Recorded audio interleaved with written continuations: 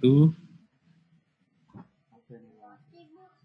Yang saya hormati Direktur KSKK Kementerian Agama Republik Indonesia, yang saya hormati Pak Kasubdit Kurikulum beserta jajarannya, yang saya hormati teman-teman host dan Pak Mas Moderator, juga yang saya banggakan kawan-kawan guru MI untuk wilayah Jawa, Bali minus DKI untuk mata pelajaran bahasa Arab.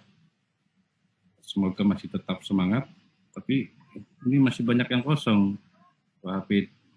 Ya, mungkin karena wilayah Indonesia Barat mungkin masih ada yang sholat. Ya, oke, kita mulai saja. Syukur alhamdulillah kita bisa berkumpul walaupun lewat sebuah aplikasi komputer. Tapi mudah-mudahan esensi dari BIMTEK ini kita bisa ambil sehingga mendapat manfaat dan menjadikan modal kita untuk menuju madrasah yang hebat, madrasah yang bermartabat. Bapak Ibu yang saya hormati, pada kesempatan ini saya akan menyampaikan materi tentang LMS e-learning madrasah. Saya pengen tahu di MI sudah pada menggunakan belum e-learning madrasah? Yang sudah menggunakan, tolong lambaikan tangan kalau yang sudah menggunakan, atau kalau nggak sudah, yang pernah mengunjungi web portal e-learning. Oke, sudah ada. Sudah ada yang angkat tangan, Bapak. Ada berapa? Ya. Semuanya? 6. Ya, kode 1371, 6. Sudah ada yang menggunakan e-learning madrasah. Jawa Timur, kalau Jawa Timur saya pantau memang banyak. PMI sudah banyak yang menggunakan. Yang lain, provinsi lain? Karena mungkin kalau MI masih tidak terlalu banyak di seluruh Indonesia, maka dalam pemaparan ini saya akan membagi dua sesi. Sesi yang pertama terkait dengan pengantar, apa itu e-learning, dan sesi yang kedua itu terkait dengan LMS e-learning madrasahnya, fokusnya yang digunakan oleh Bapak Ibu guru, khususnya mapel bahasa Arab. Oke, saya tidak bisa memperkenalkan diri. Oke. Dari awal kita mulai dengan sebuah pertanyaan, apa itu e-learning madrasah? Di masa pandemi ini itu merubah sebuah kebijakan, tidak hanya di Indonesia saja, tapi seluruh madrasah, seluruh umat manusia yang ada di dunia, seluruh negara yang ada di dunia, merubah kebiasaan-kebiasaan manusia. Khususnya terkait dengan pendidikan juga berubah. Dulu kita setiap hari bisa bertemu dengan siswa, bisa berinteraksi dengan siswa, bisa melakukan sebuah kegiatan belajar mengajar dengan siswa secara langsung. Tapi di masa ini muncullah istilah belajar online, belajar digital, tatap muka, virtual, dan lain sebagainya. Semuanya yang berkaitan dengan internet.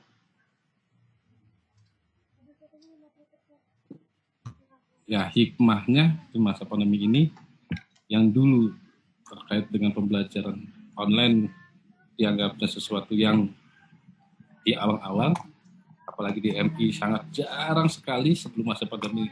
Tapi setelah adanya pandemi ini, justru ini mendongkrak semua komponen madrasah atau semua komponen di dunia pendidikan untuk melakukan inovasi-inovasi yang baru.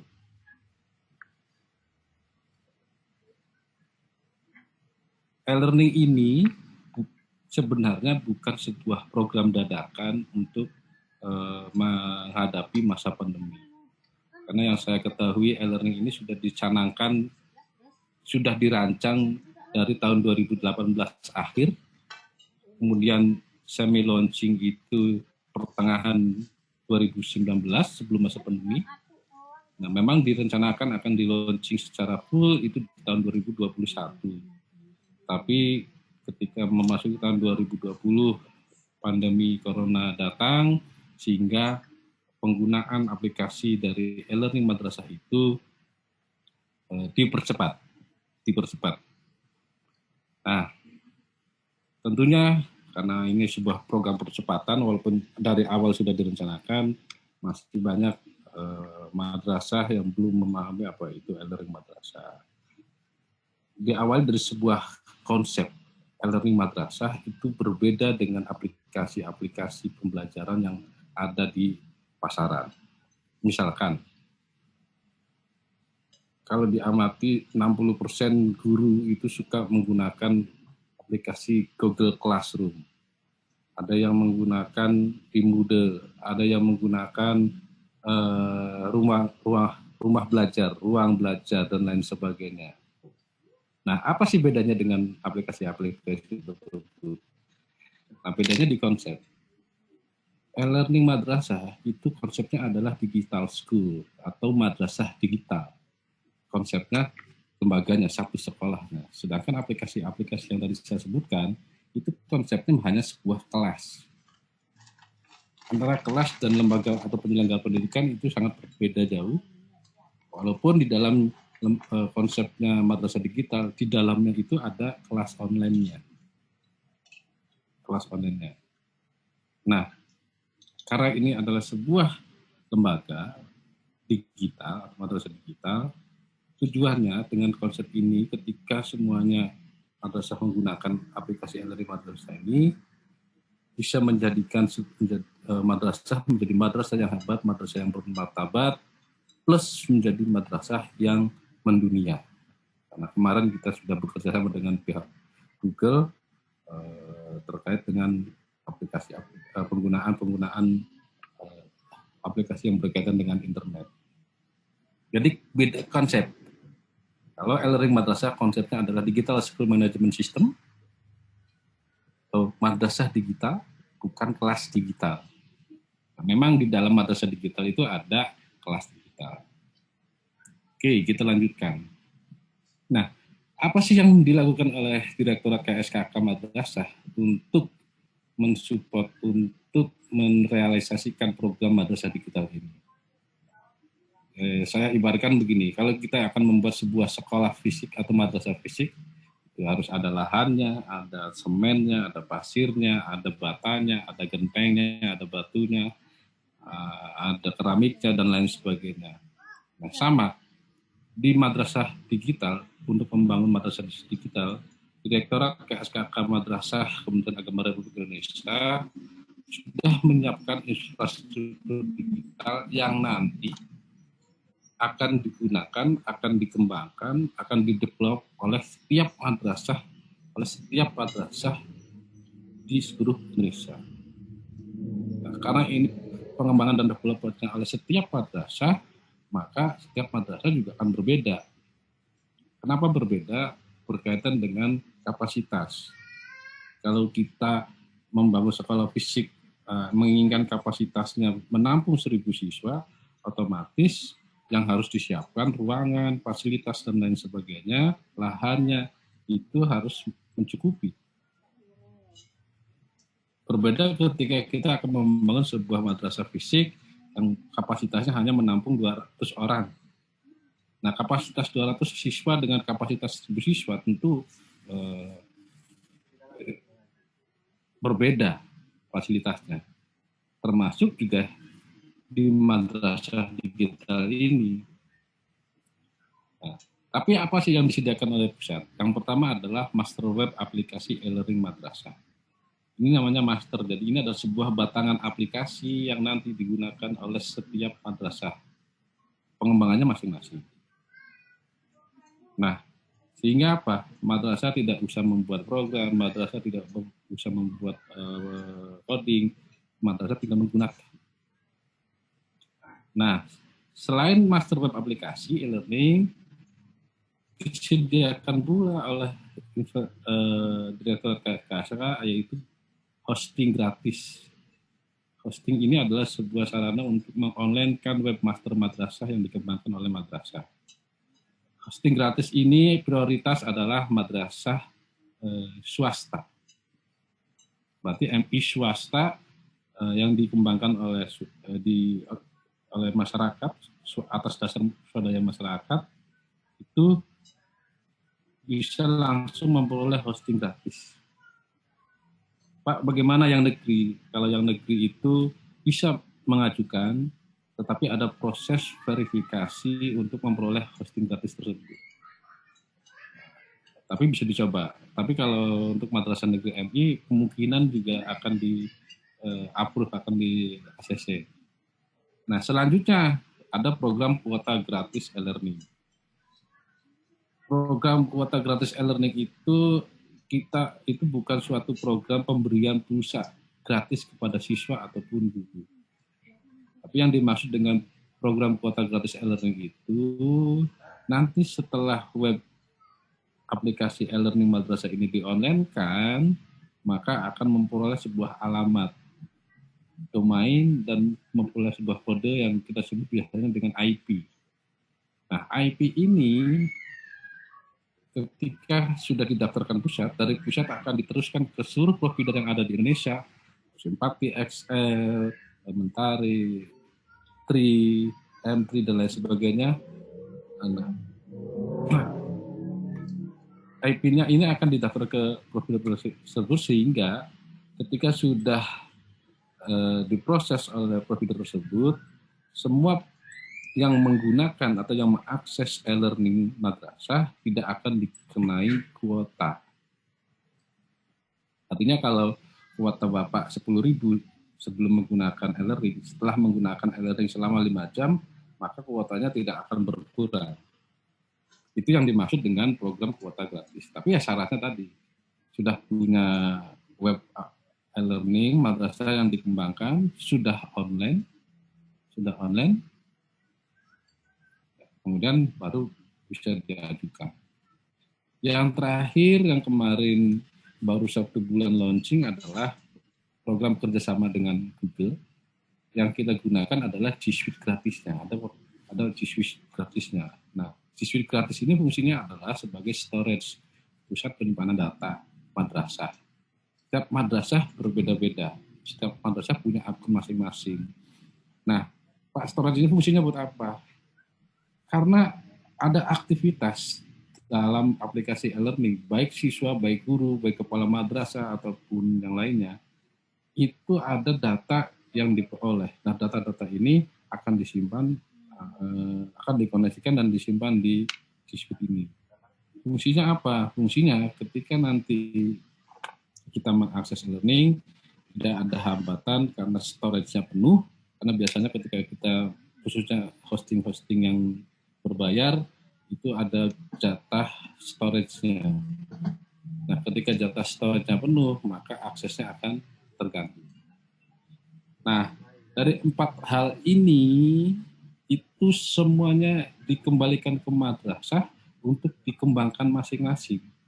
Artinya madrasah A, madrasah B itu bisa saja berbeda dalam proses pengembangannya. Seperti tadi, berbicara kaitannya dengan kapasitas. Jadi ketika MI Bapak Ibu punya siswa 1.000 dengan MI yang jumlah siswanya hanya 300, itu pasti akan berbeda pengembangannya. Oke. Nah, satu lagi yang kemarin ramai itu menambahkan dari infrastruktur digital itu ada program e-ponsel. Jadi KSKK Madrasah Kementerian Agama Republik Indonesia sedang melakukan pendataan nomor ponsel yang digunakan oleh siswa. Kalau itu isinya nanti adalah pembagian kuota untuk siswa. Kenapa ada pembagian kuota? Artinya ketika ada keperluan data informasi di luar dari e-learning bisa menggunakan kuota tersebut. Tapi saya nggak jaminan juga ketika kuotanya hanya digunakan untuk proses pembelajaran. Tapi ya kita husnuzon saja. Oke, selanjutnya fungsi e-learning madrasah. ada 3 poin yang saya amati. Yang pertama adalah kelas online. Nah, kelas online itu konsepnya sama dengan Google Classroom, rumah belajar, dan lain sebagainya. Tapi banyak lebihnya. Nanti lebihnya akan kita bahas di sesi yang kedua, karena sebenarnya kita datanya adalah membahas tentang kelas online e-learning madrasah. Kemudian ada controlling dan monitoring. Ini yang tidak dipunyai oleh aplikasi-aplikasi yang sejenisnya. Kalau Bapak Ibu menggunakan Google Classroom, nah, yang dilakukan Bapak Ibu dengan siswa itu kepala madrasah tidak tahu, tidak bisa melihat. Tapi ketika di dalam e-learning madrasah, karena konsepnya adalah sebuah madrasah digital, yang dilakukan Bapak Ibu dengan siswa ataupun yang dilakukan siswa itu secara otomatis bisa dipantau. Bapak Ibu bisa mengontrol semua siswa, kemudian kepala madrasah dan wakil juga bisa melihat aktivitas yang dilakukan, apa saja yang dilakukan, ketika belajar ngapain saja itu bisa kelihatan. Aktivitas sekolah juga bisa dipantau oleh pengawas madrasah. Nah, bisa juga dipantau oleh Kemenak Kabupaten Kota, oleh provinsi, bahkan oleh pusat. Artinya, ini yang menjadi poin plus yang membedakan konsep antara madrasah digital dengan kelas online yang ada di pasaran. Selanjutnya ada, fungsinya adalah sebagai pusat administrasi. Baik administrasi guru maupun administrasi sekolah.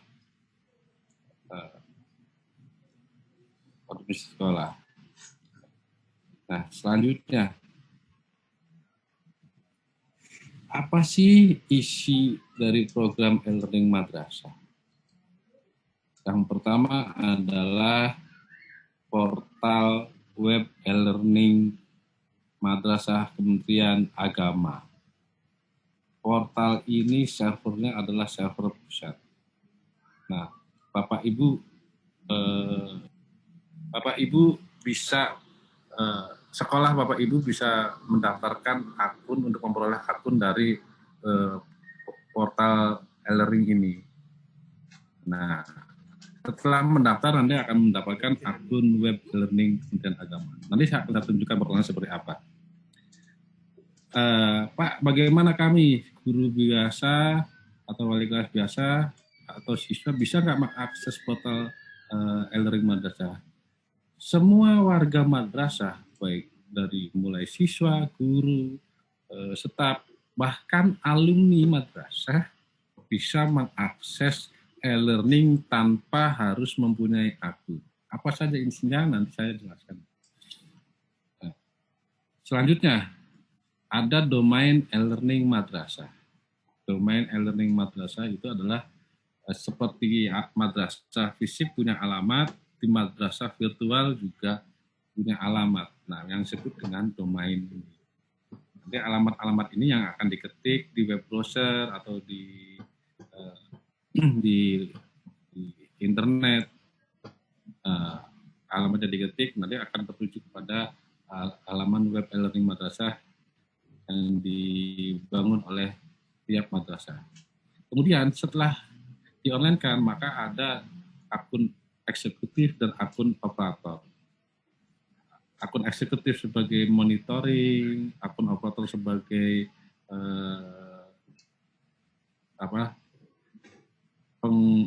sebagai operator teknis terkait aplikasi e-learning madrasah, kemudian sebagai database juga.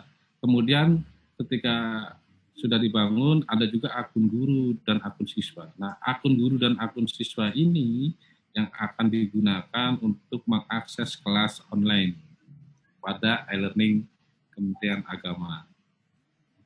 Pak, bagaimana mendapatkan akun guru ataupun akun siswa?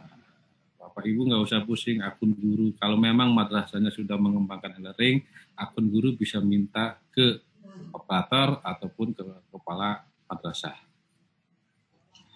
Karena jangan mikirin bagaimana nanti database-nya, itu tugasnya operator. Nah, satu lagi, kebiasaan kita ketika ada sebuah aplikasi, itu yang selalu dipandang, aplikasi ini selalu dipandang dan selalu disudutkan tanggung jawabnya kepada operator.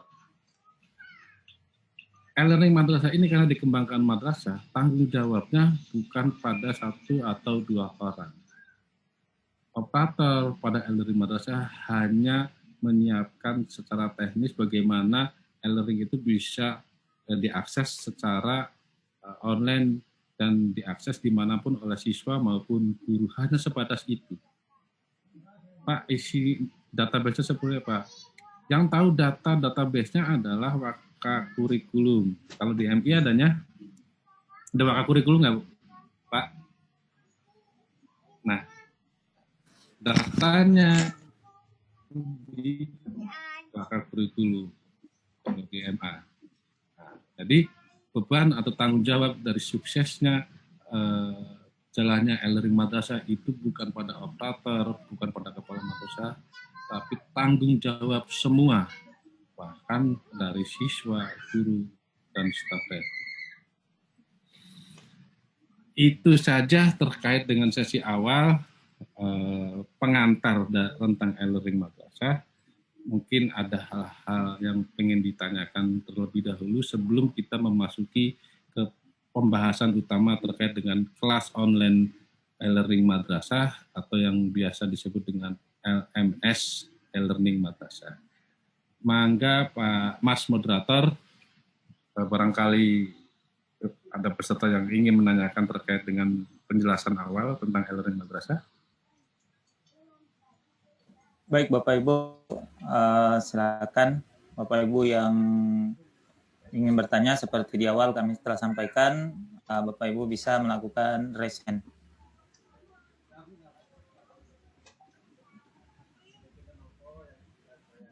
Ini sudah ada. Itu Mas Madrasah Aliyah ya? Raise hand. Madrasah Aliyah itu. Ya mungkin tempat lokasi ini, lokasi ujian. Tapi nggak ada gambar dan nggak ada audionya, kayaknya nggak bisa ini. Mungkin hanya tes-tes raise hand. Silakan Bu yang ingin bertanya, sekali lagi silakan lakukan raise hand di perangkatnya. Situ ada tertulis raise hand. Kami akan membantu Bapak Ibu mengaktifkan suaranya. Atau kalau mungkin tidak ada berarti sudah paham.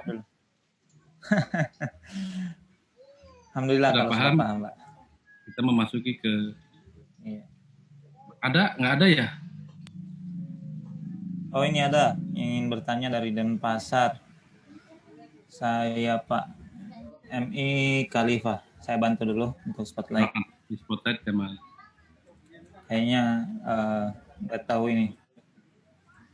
Nggak tahu resen. Silakan Bapak. Mana? Tadi kan sudah di Di spotlight, Mas. Ya Bapak. Ya sudah. Di Khalifah Nusantara Denpasar. Di Assalamualaikum Bapak. warahmatullahi wabarakatuh. Waalaikumsalam. Monggo Ustaz. Salam kenal, saya Ishak dari Denpasar, Ustaz. Waalaikumsalam, salam kenal juga. Terkait dengan aplikasi pembelajaran yang dikeluarkan oleh Kementerian Agama, itu bukan untuk mengecilkan, tapi memang semangatnya kita itu memang untuk lebih maju. Tapi seringkali keinginan itu tidak disertai dengan kemampuan yang mumpuni. Seperti halnya contoh pada pelaksanaan kemarin itu ada KSMO kemarin di Madrasah Ibtidaiyah, pelaksanaannya itu tertunda sampai hari Kamis karena tidak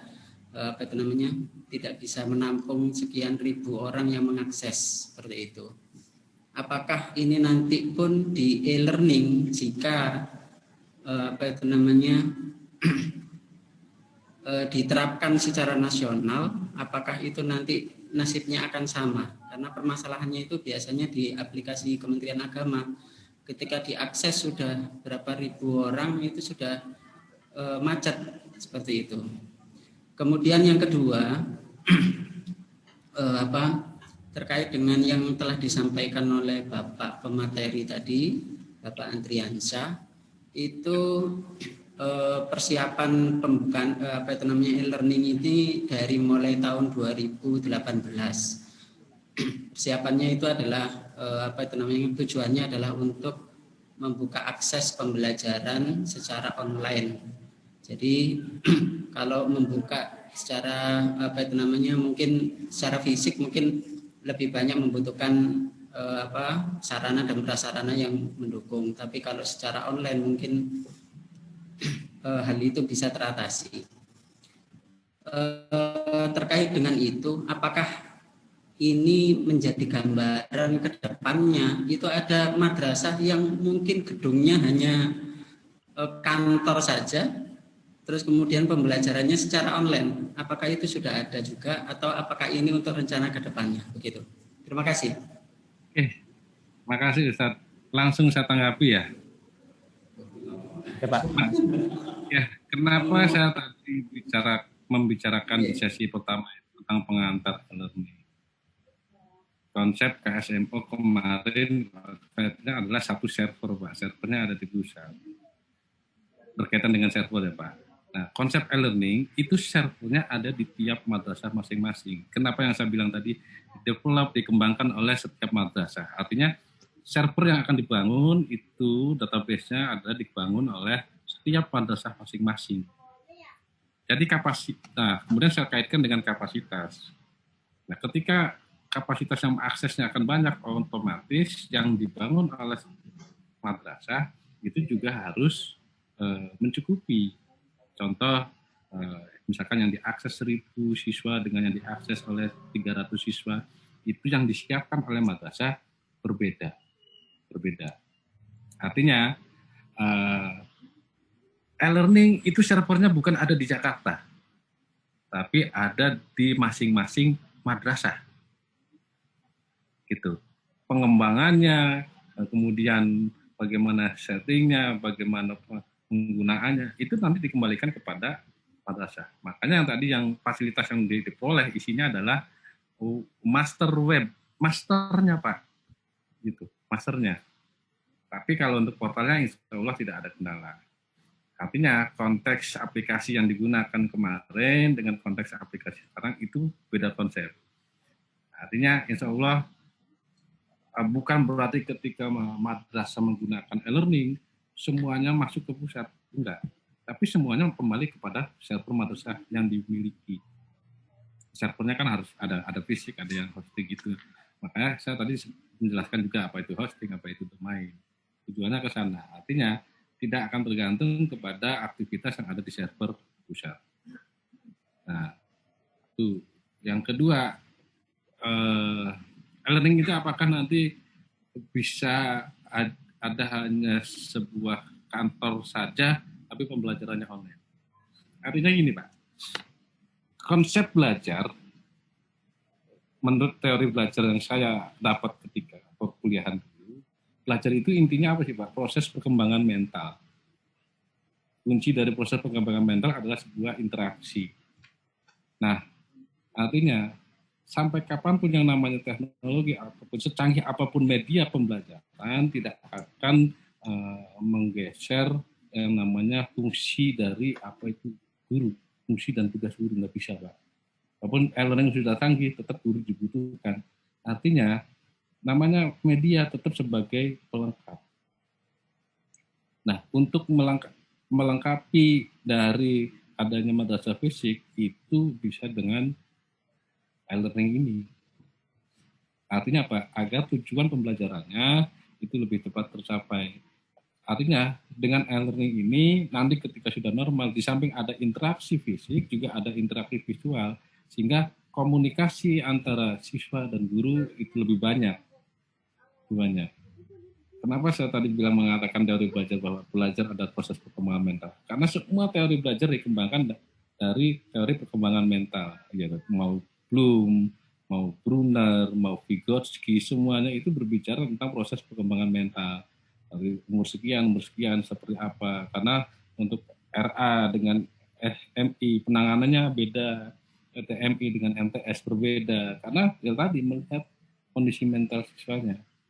Nah, harapannya dengan adanya e-learning ini dengan banyaknya interaksi sehingga kualitas interaksi baik dan terjaga, maka tujuan pembelajaran itu cepat tercapai.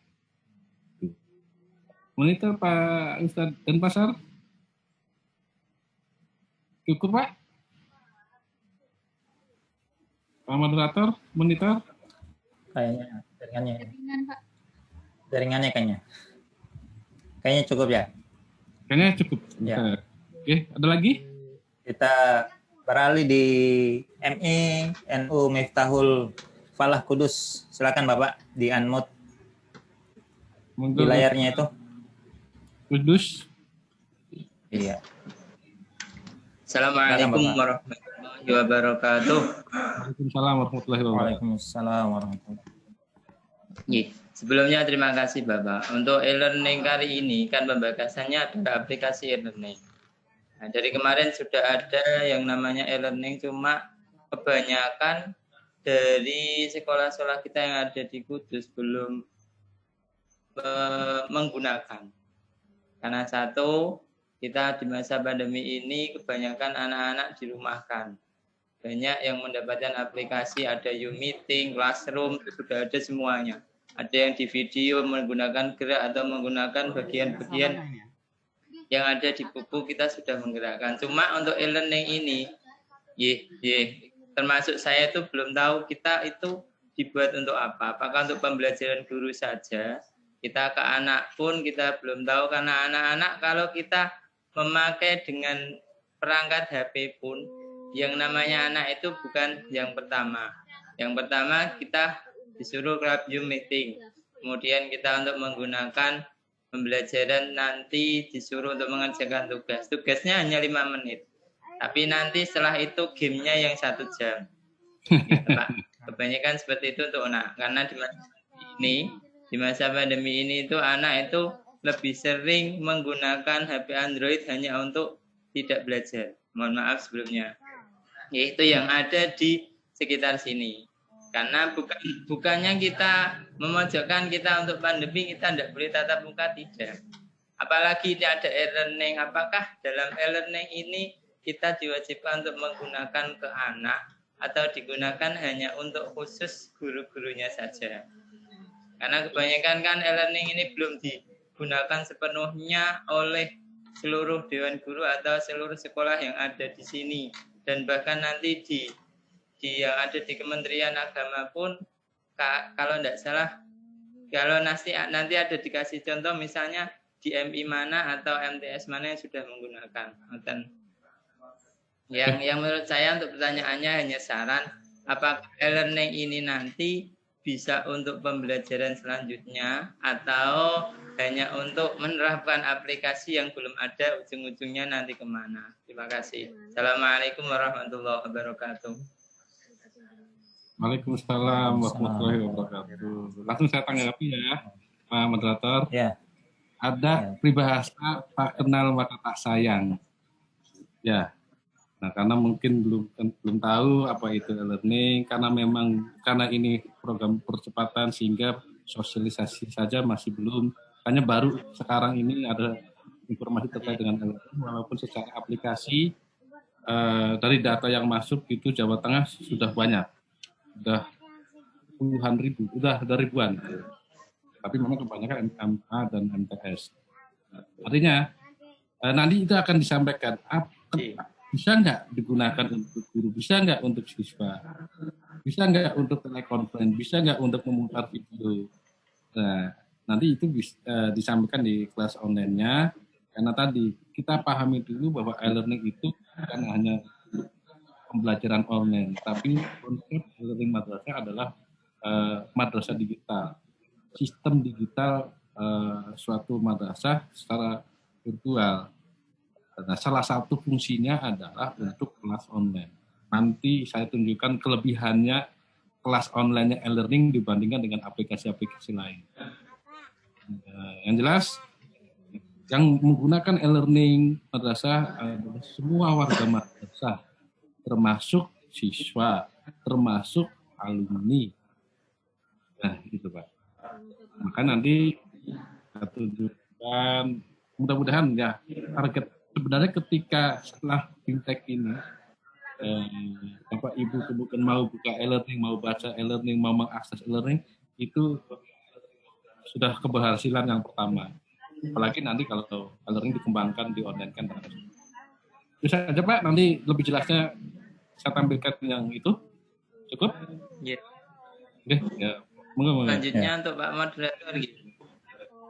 Untuk host atau moderator, minta tolong untuk Ya, Pak. Bimtek yang hari ini dan besok bahasa Arab apakah ada panduan dalam artian nanti sesi ini sampai jam berapa, nanti pulang jam berapa, kira.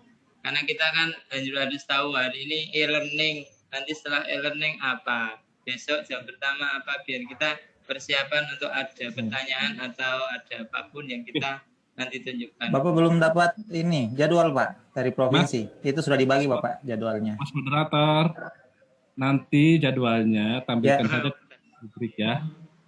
Siap. Ya, Oke. di sesi break Pak nanti kami coba tampilkan. Ya. Ya. No.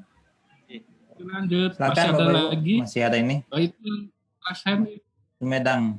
Tangsel. Silakan. Sumedang boleh, Tangsel boleh. Sumedang. Ya. Sumedang dulu. Sudah disebut tadi. Silakan.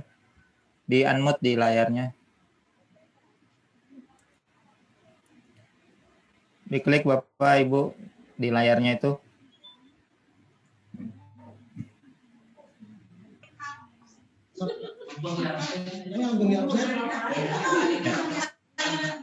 Silakan Bapak Ibu. Monggo.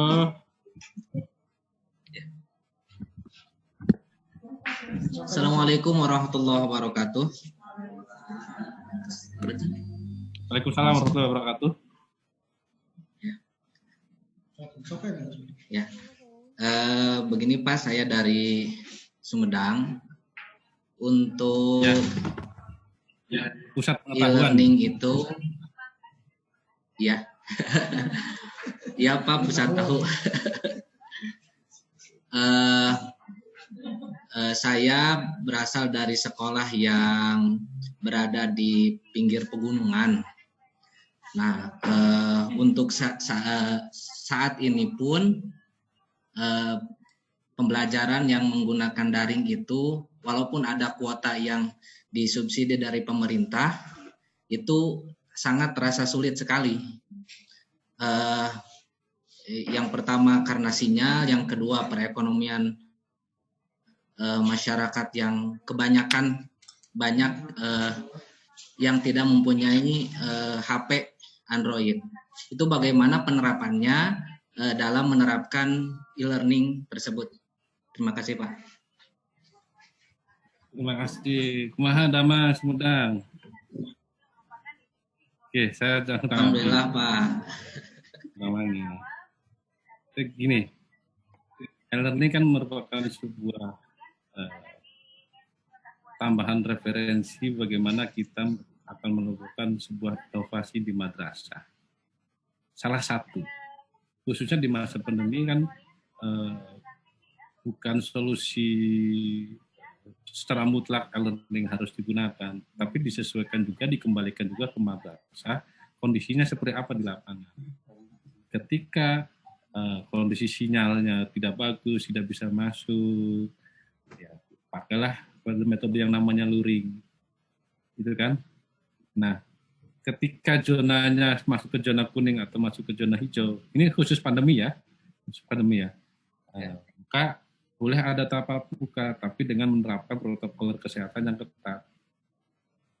Kenapa MI bisa melakukan tatap muka? Karena mobilitas siswa itu kan paling dalam satu desa. Berbeda kalau yang MTS atau MA, itu pasti ada, kalau MTS satu kecamatan lah. Karena mobilitas siswanya lebih sempit dalam satu desa, kemungkinan asal nanti jangan setelah pulang sekolah jalan-jalan ke Indomaret, ke kemana, atau dibawa jalan-jalan oleh orang tuanya ke luar kota. Nah, itu yang menjadi masalah.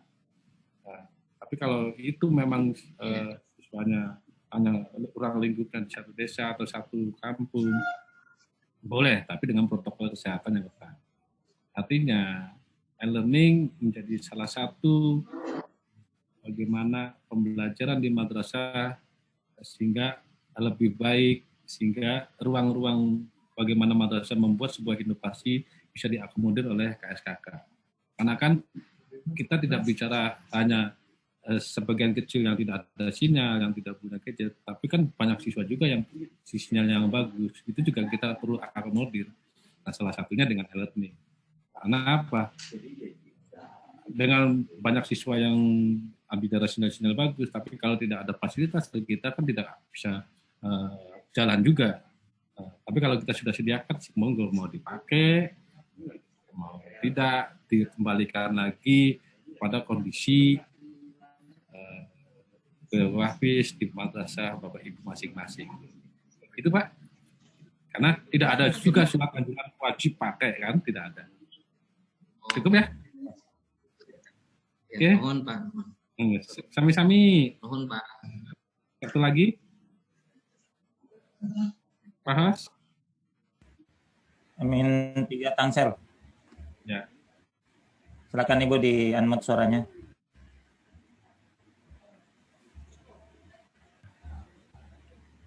Di unmute Ibu. Dengan saya dengan Ibu. Ruri, Ya. Ibu Ruri. Suaranya dekatkan lagi Bu, mic-nya didekatkan lagi, headset-nya. Ya. Sudah terdengar ya? Ya, silakan Ibu. Mangga Ibu. Sudah. Ya, saya mau, alhamdulillah, sekolah kami Pak Min3 Tangsel sudah menggunakan e-learning sejak bulan Juni awal tahun ajaran. Dan kalau bisa saya menanggapi untuk e-learning ini Pak, sangat membantu sekali. Sangat membantu sekali karena kemarin kami sudah melakukan PTS kami pun itu langsung nilai yang kami masukkan langsung bisa terintegrasi dengan rapor, ya Pak ya. Jadi kami tidak perlu lagi menulis rapor. Jadi kami tinggal cuman mengeprint rapor dari e-learning itu saja. Jadi itu pun dari yang sudah kami lakukan, kami sudah melakukan untuk video conference sudah kami lakukan Pak, dan itu bebas, waktunya bebas, pesertanya juga tidak dibatasi. Sebetulnya kalau menurut kami di sini semua, dan alhamdulillah kami di sini semua baik guru maupun murid sudah memakai e-learning semua Pak. Alhamdulillah, mantap. Iya Pak, karena sebetulnya tergantung dari kitanya sebagai guru dan kepala madrasahnya yang mau mendorong kami untuk menggunakan e-learning, dan kitanya sebagai pribadi yang rasa ingin tahunya harus ada gitu loh Pak. Kalau kami dari menurut saya gitu Pak. Kalau misalkan untuk tadi ada Bapak yang dari mana ya, Sumedang, itu kan ada yang menanggapi semua anak memakai handphone. Sebetulnya tidak hanya handphone, dari laptop pun lebih enak sebetulnya kalau menurut saya. Kalau untuk menggunakan e-learning itu, anak-anak kami kalau misalkan tidak bisa memakai handphone, ya kami kami bilang silakan menggunakan laptop, karena laptop pun bisa kita gunakan. Kita kan sekarang ini zaman memang media itu lebih banyak daripada yang sebelum-sebelumnya.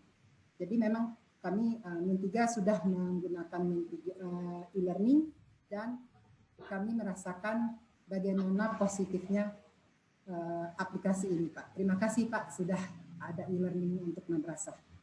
Sama-sama Ibu. Terima kasih. Assalamualaikum warahmatullahi wabarakatuh. Waalaikumsalam warahmatullahi wabarakatuh. Waalaikumsalam.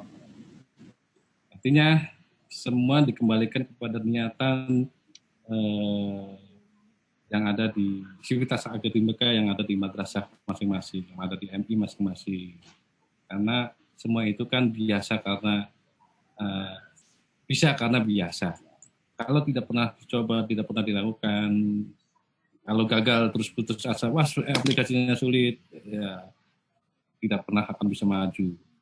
Karena gini, contoh kita ada Facebook, ada Instagram, mau aksesnya juga susah kan dulu, bukan akses, mau praktekinnya gimana gitu.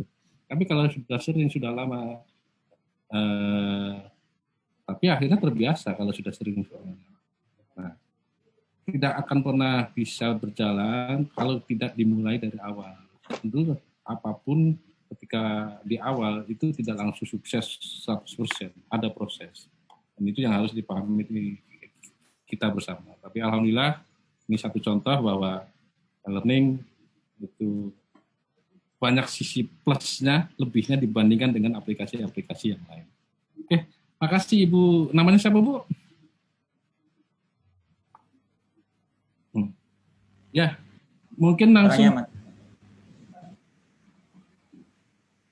langsung saya masuk ke sesi yang kedua, Pak Hafid. Baik, mungkin Pak, sebelum lanjut, ada dari ini, mohon izin, dari live streaming YouTube, mungkin akan disinggung dengan saat praktik nanti, tapi setidaknya mungkin bisa dijawab. Ini dari Syihabuddin Ahmad, dari MI Darul Ulum 02 Kudus, mau bertanya tentang bagaimana gambaran dari fungsi e-learning dari segi administrasi. Itu saja mungkin Pak, sekalian dengan prakteknya. Segi administrasi yang jelas ketika bicara kelas online, RPP, kehadiran, nilai rapot, penentuan KKM, administrasinya sudah disediakan, tinggal kita ngisi. Kemudian kaitannya dengan kepala madrasah, ada nilai kinerja, ada absensi guru, semuanya sudah ada. Artinya sebagian besar administrasi yang berkaitan dengan penyelenggaraan pendidikan itu sudah tercover, sudah difasilitasi di e-learning madrasah. Itu Pak Moderator nanti bisa ditunjukkan di sesi saja. Oke Bapak Ibu, kita masuk saja ke sesi yang kedua tentang materi utama yang LMS Madrasah. Saya akan share screen dulu web portal dari e-learning madrasah. Barangkali Bapak Ibu belum pernah mengakses.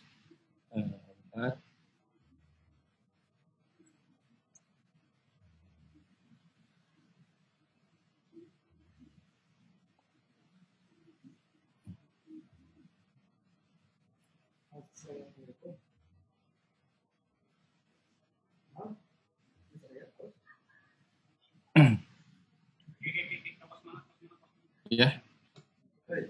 Ini Bapak Ibu yang saya sebut katakan tadi adalah portal e-learning madrasah. Ini server online, servernya ada di Kementerian Agama Pusat. Alamatnya adalah elearning.kemenak.go.id.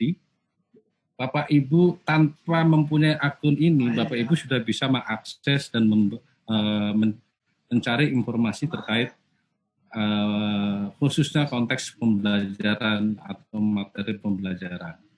Apa sih menunya? Ada beberapa menu di sini, ada home, informasi, ada e-learning, ada materi pengayaan, ada login. Login itu kalau sudah punya akun, ada madrasah berbagi. Nah, ini yang dasar di madrasah berbagi. Madrasah berbagi ini saya buka, itu isinya adalah ajang komunikasi untuk seluruh sivitas akademika madrasah seluruh Indonesia. Mau berbagi RPP, mau berbagi mata pelajaran, mau berbagi video pembelajaran, sesama guru, kemudian mau komunikasi sesama guru, komunikasi sesama kepala sekolah, berkaitan dengan administrasi, berbagi sesama siswa seluruh madrasah, seluruh siswa madrasah Indonesia, berbagi cerita atau informasi untuk seluruh alumni yang pernah menempuh pendidikan di madrasah, dan ada media pembelajaran yang sudah. Artinya tanpa harus mempunyai akun, Bapak Ibu bisa mengakses web portal e-learning madrasah. Di sini juga ada testimoni. Testimoni itu berarti semacam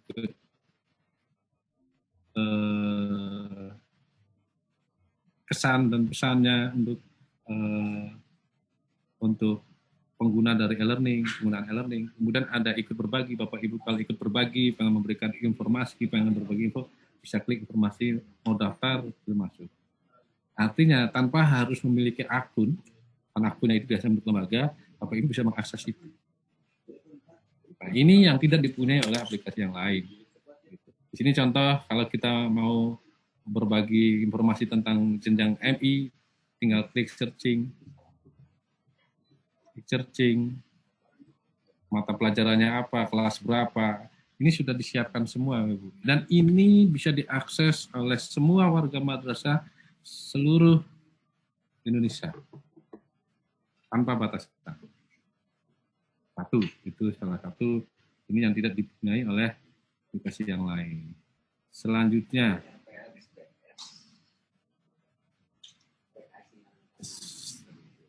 di samping ada menu dari Madrasah Berbagi, ada juga materi pengayaan. Materi pengayaan ini isinya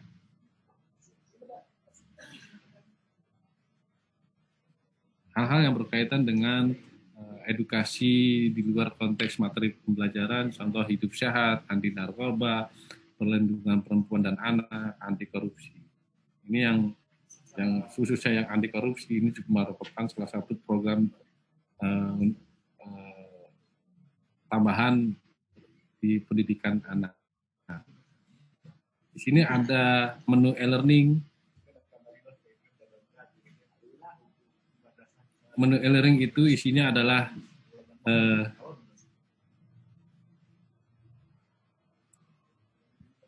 data madrasah-madrasah mana yang mengakses e-learning, itu ada semua. Kemudian di sini ada informasi. Informasi itu isinya ada video tutorial. Semua video tutorial terkaitan dengan e-learning saya buka di sini.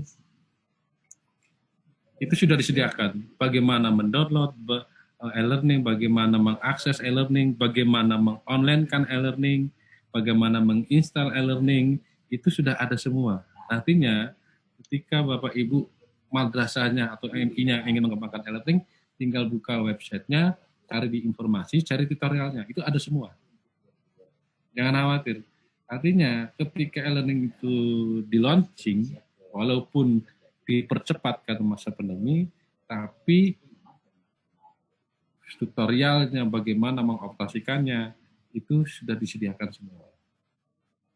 Oke, Bapak Ibu. Oke, kemudian kita coba masuk ke login web portal e-learning.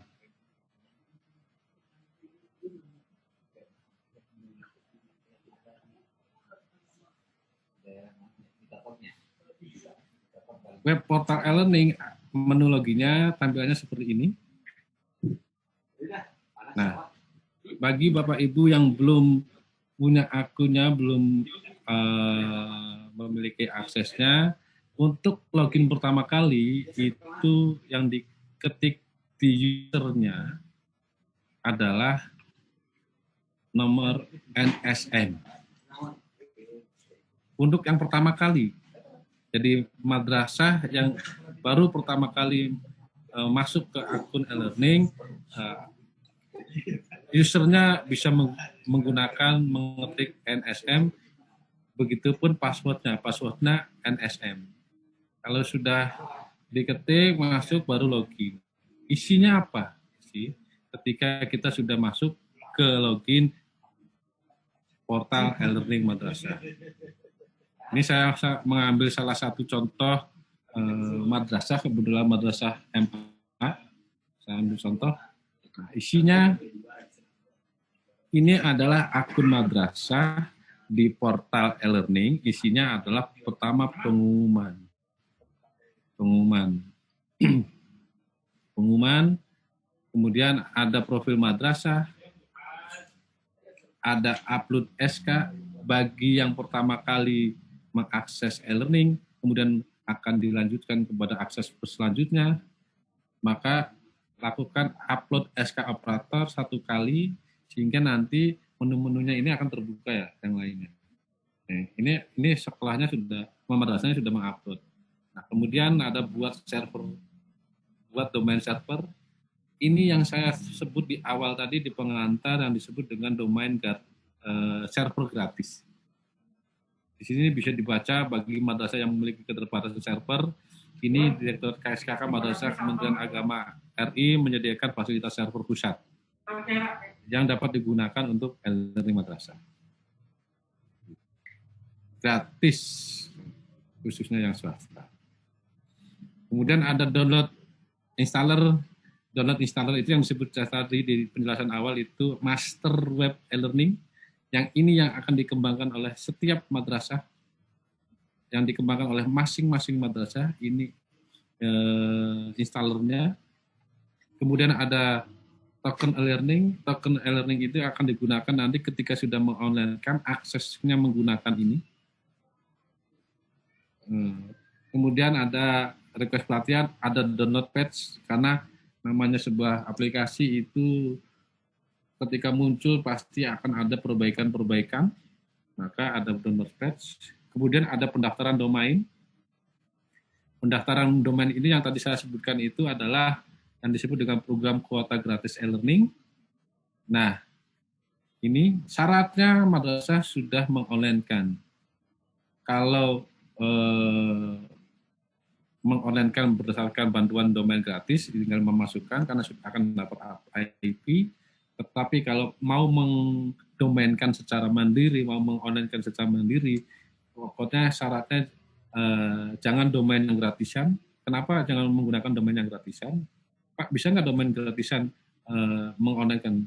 Boleh, banyak. Tapi kekurangannya apa? Ketika menggunakan domain yang gratisan, maka IP-nya bukan IP tetap, tapi IP statis. IP statis. Artinya IP-nya akan berubah-ubah, mau tiap hari, mau tiap minggu itu akan berubah-ubah, sehingga IP-nya ini tidak bisa terdeteksi atau terekam nanti di provider. Jadi untuk memperoleh fasilitas kuota gratis e-learning, syaratnya adalah mempunyai domain IP publik yang tetap. Nah itu biasanya di domain yang mandiri yang berbayar, atau yang dari domain yang gratis dari Kementerian Agama tadi. Oke, di sini juga ada server dan logbook. Ini adalah akun madrasah di web portal e-learning madrasah. Tuh. Oke, Pak, seperti apa sih kelas online-nya? Ketika sudah di-online-kan, maka kita akan mempunyai sebuah domain tersendiri. Perhatikan ininya. Ketika kita sudah mengonline-kan, maka kita akan memperoleh domain. Domain itu yang saya sebut tadi adalah alamat. Kalau di madrasah fisik itu alamat madrasah. Nah, kalau di madrasah virtual, alamat madrasah itu disebut dengan domain. Nah, ini domainnya e-learning e-learning.mansatosubang.sch.id. Ini yang disebut dengan domain. Nanti tampilannya berbeda. Bandingkan tampilan yang tadi yang punya web portal dengan tampilannya sekarang. Dan ini yang dikembangkan oleh madrasah. Nah, dari sini ada beberapa akun eksekutif dan akun operator.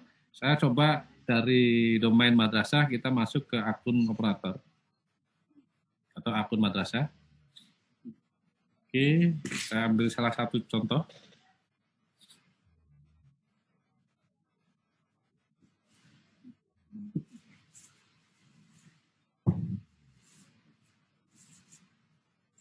Terima kasih.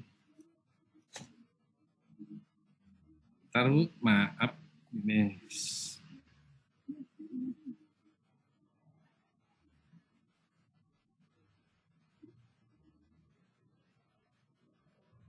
Pak Apit sudah muncul? Ya. Sudah muncul Pak Apit? Belum, Pak. Sudah muncul share screen-nya? Oh ya, sip. Nah, ini tampilan. Udah? Udah belum? Sudah. Ini tampilan dari Sudah. akun operator dari e-learning madrasah, aplikasi e-learning madrasah yang dikembangkan oleh tiap madrasah, oleh masing-masing madrasah. Ini dikembangkan oleh madrasah masing-masing. Artinya servernya ada di tiap madrasah. Nah, fungsi dari akun operator itu adalah untuk memasukkan database awal. Yang pertama ada sinkron, ada kalender pendidikan. Kalender pendidikan berarti kalender pendidikan madrasah yang dibuat oleh semua aktivitas madrasah. Kemudian ada profil madrasah, ada master data. Master data ini yang penting. Yang pertama kita harus merekam semua ruangan kelas. Ada berapa kelas yang dibuat. Ini saya contohkan.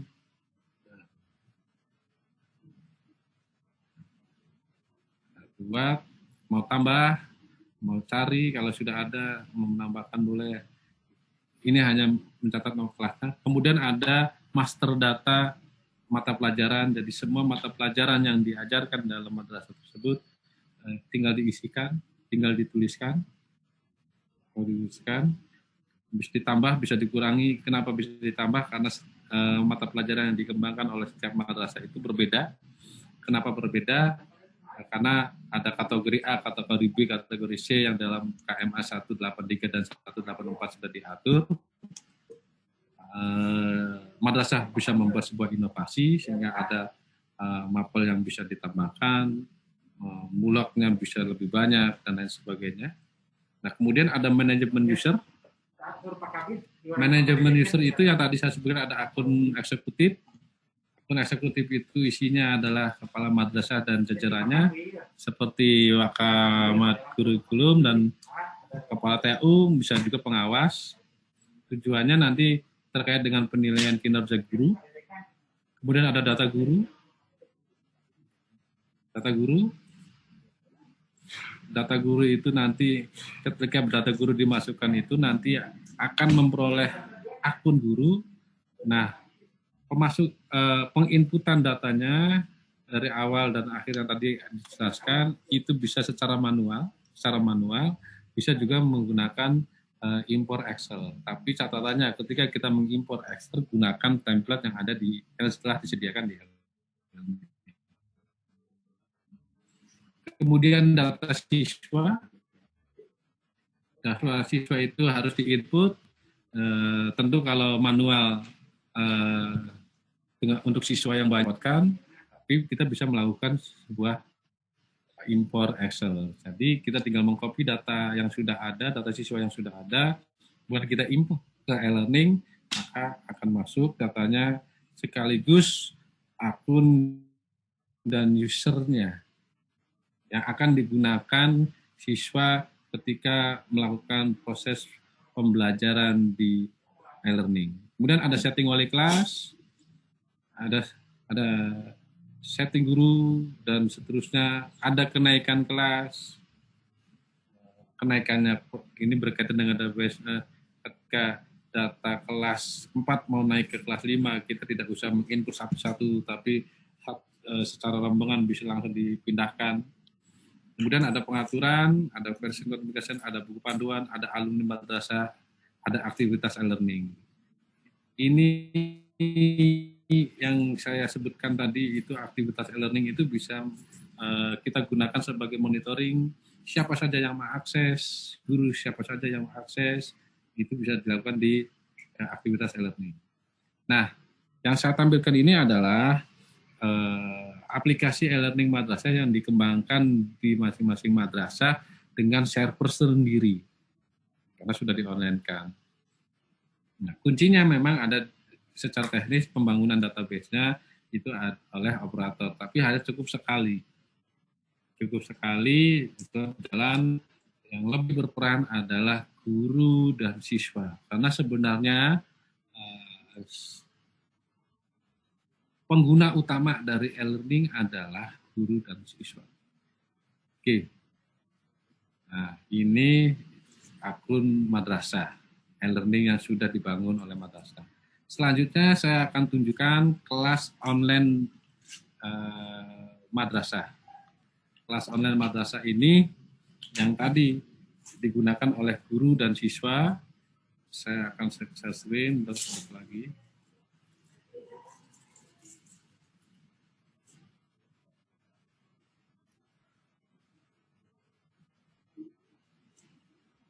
share screen. Tampilannya sama dengan alamat atau domain yang sama, tapi tinggal memasukkan akun Bapak Ibu.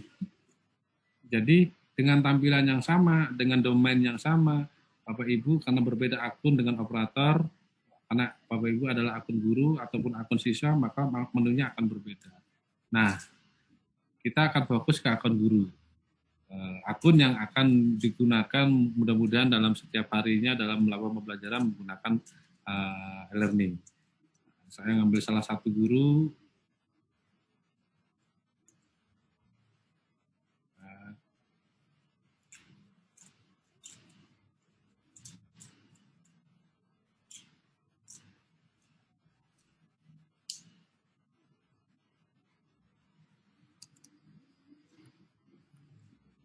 Pak Hos, monitor muncul. Muncul Bapak. Muncul, Bapak. Oke, kita sudah memasuki akun guru atau saya sebutnya biasanya akun kelas online e-learning madrasah.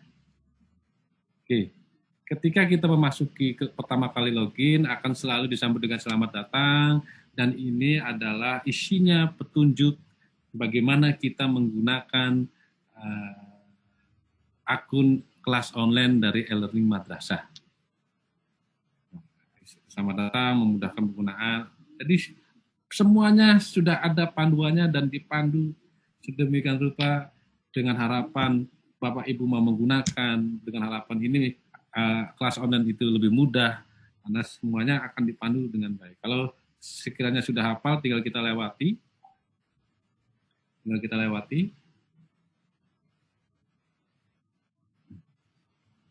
Oke. Nah, di dashboard ini halaman dashboard isinya menu. Nanti di sini ada percakapan dan komunikasi semua Sivita ke guru dan kepala madrasah, informasi apa yang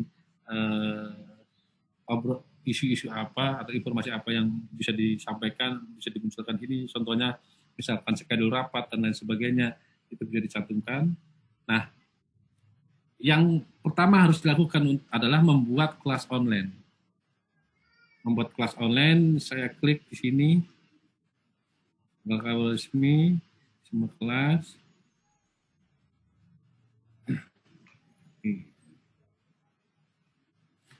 Ini adalah daftar kelas online yang sudah dibuat. Yang dibuat oleh Bapak Ibu. Jadi setiap guru akan berbeda kelas online-nya. Karena kelas online-nya akan dibuat oleh masing-masing guru. Saya buka salah satu yang sudah dibuat.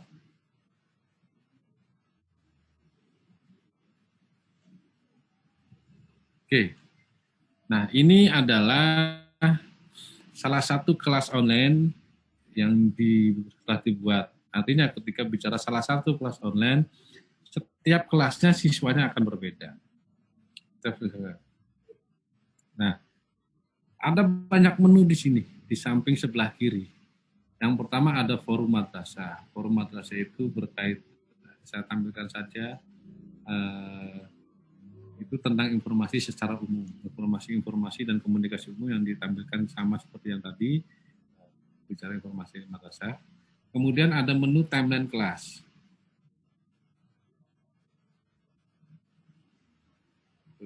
Sorry.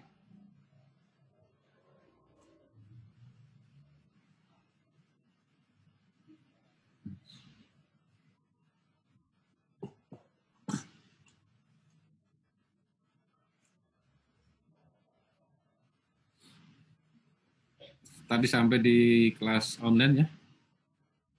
Lewati salah satu. Mohon maaf, saya ngambil contohnya yang jenjang MA, karena sebenarnya saya bukan guru, jadi sebenarnya tidak punya akun madrasah. Oke, Bapak Ibu.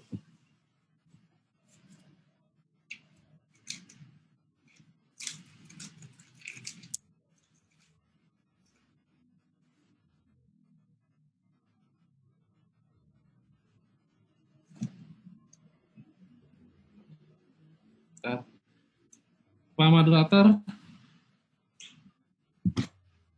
Halo? Ya, Pak. Masih muncul share screen-nya? Muncul tapi ada hitam-hitamnya tadi. Iya. Sekarang? Sudah. Udah. Oke. Terima kasih Mas Pipin. Ya, ini adalah salah satu dari kelas online yang sudah dibuat oleh guru. Yang pertama ada timeline class. Timeline class ini adalah ketika kita ingin membagi informasi umum kepada seluruh siswa, kita bisa dilakukan di timeline class. Artinya contoh saya mau besok akan memberi pengumuman, akan melakukan telekonferensi. Tinggal untuk pembelajaran materi A, tinggal kita klik di sini, nah, anak-anakku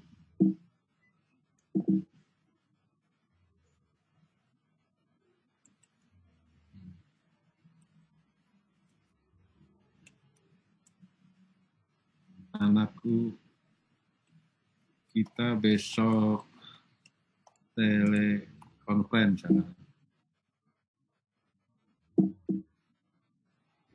Ini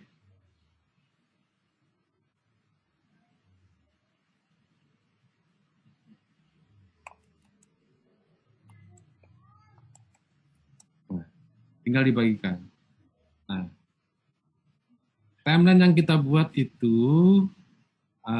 nanti secara otomatis masuk ke notifikasi aplikasi yang di akun siswa. Sukses, timeline dibagikan, maka muncul. Nah, ini bisa jadikan komunikasi antara guru dan seluruh siswa. Siswa melakukan sebuah komentar. Tuh. Dan ini interaksinya guru siswa, siswa guru, siswa ke siswa. Jadi semuanya bisa tercover. Nah, dari timeline kelas ini ada menu video conference. Video conference ini isinya adalah kalau kita menggunakan aplikasi yang lain, ketika kita mau ke Google Meet, itu tidak ada menu video conference, kita gunakan aplikasi yang lainnya. Misalkan kalau kita menggunakan Google Classroom, untuk telekonferensi kita menggunakan Google Meet, atau menggunakan Zoom, atau menggunakan Webex, dan lain sebagainya. Tapi dalam kelas online-nya e-learning madrasah, itu sudah ada fasilitas video conference-nya. Oke. Mas Hafid atau moderator, monitor. Siap. Itu yang grup Zoom-nya di lock saja. Ini yang masuknya Baik. Mengganggu ini. Sudah. Siap. Sudah di lock. Sama chat juga kami lock. Ya. Chat nggak apa-apa. Yang ini aja, yang masuk ruangan. Siap, sudah. Oke. Ini nggak muncul.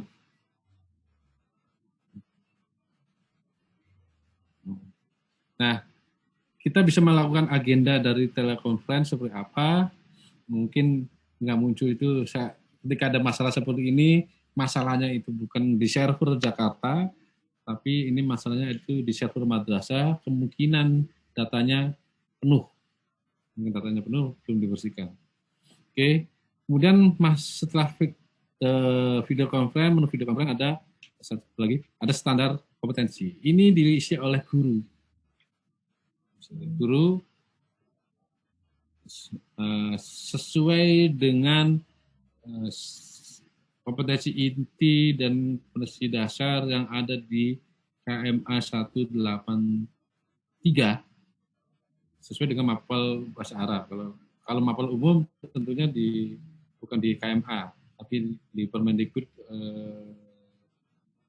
35 kalau nggak salah. Oh, maaf, barangkali salah untuk terkait dengan Permendikbud. Nah, Nah, kalau mau menambahkan, mau membuat urutan, di sini kita bisa membuat urutan 1, 2, dan seterusnya.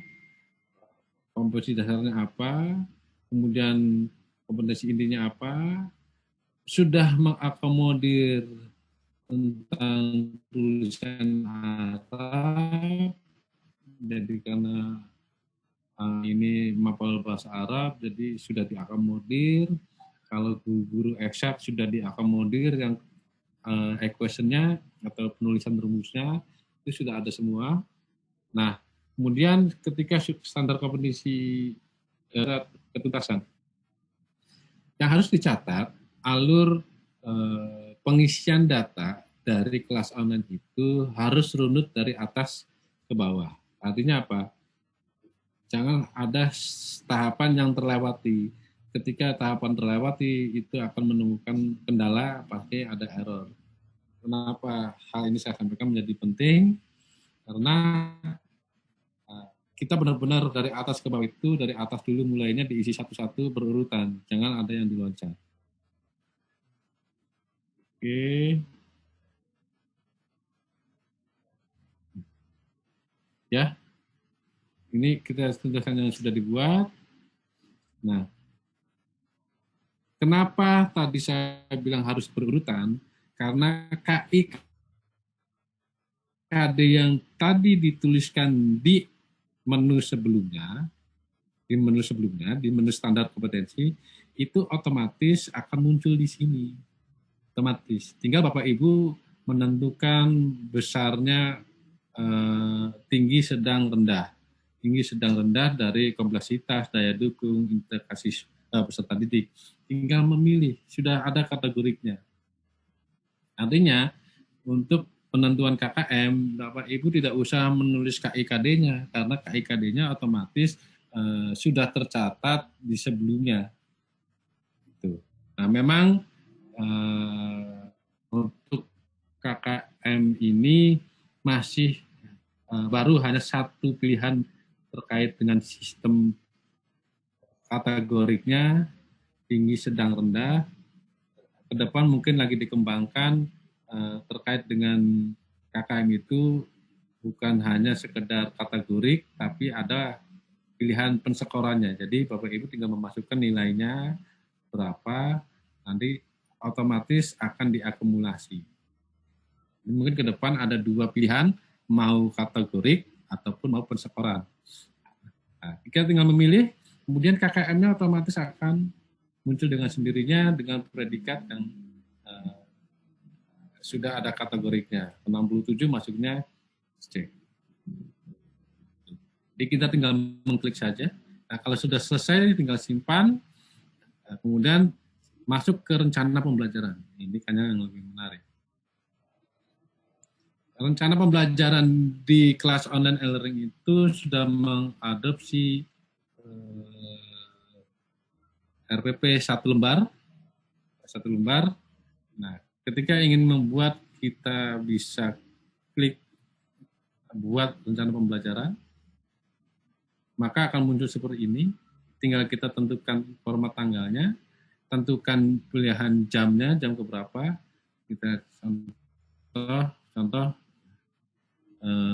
untuk RPP minggu depan tanggal 18, jam misalkan jam pertama sampai jam kedua misalkan. Untuk pertemuan selama 1 semester itu kita sudah menentukan dulu pertemuannya kan. Misalkan pertemuan ke-4 atau ke-5, topiknya misalkan saya bebas. Salam misalkan. KI-nya kita bisa menentukan pengetahuan dan keterampilannya. Kemudian misalkan pilih pengetahuan, dasarnya adalah, ini data yang tadi kita masukkan di menu sebelumnya otomatis akan muncul di sini. Jadi kita tidak usah ketika membuat RPP mengetik lagi KI dan KD-nya, karena tinggal kita pilih. Nah, kemudian tujuan pembelajarannya kita ketik manual. Tujuan pembelajarannya apa? Misalkan bebas. Metodenya ceramah, tanya jawab, penugasan, portofolio, misalkan diskusi terbimbing, problem posing, problem solving, itu tinggal Bapak ketik. Kemudian media pembelajarannya itu bisa internet, buku, sesuai yang akan digunakan. Kemudian kegiatan opsional, pembelajaran opsionalnya misalkan apa, kemudian penilaiannya seperti apa, baru simpan. Nah, ketika selesai dan simpan, maka RPP Bapak Ibu akan muncul di dashboard awal seperti ini tampilannya. Ini pertemuan pertama, pertemuan kedua, ketiga, dan seterusnya dalam satu semester. Nah, RPP ini bisa kita edit, bisa kita kurangi ataupun kita tambahkan, bisa kita hapus kalau mau menambahkan baru, kemudian bisa kita cetak.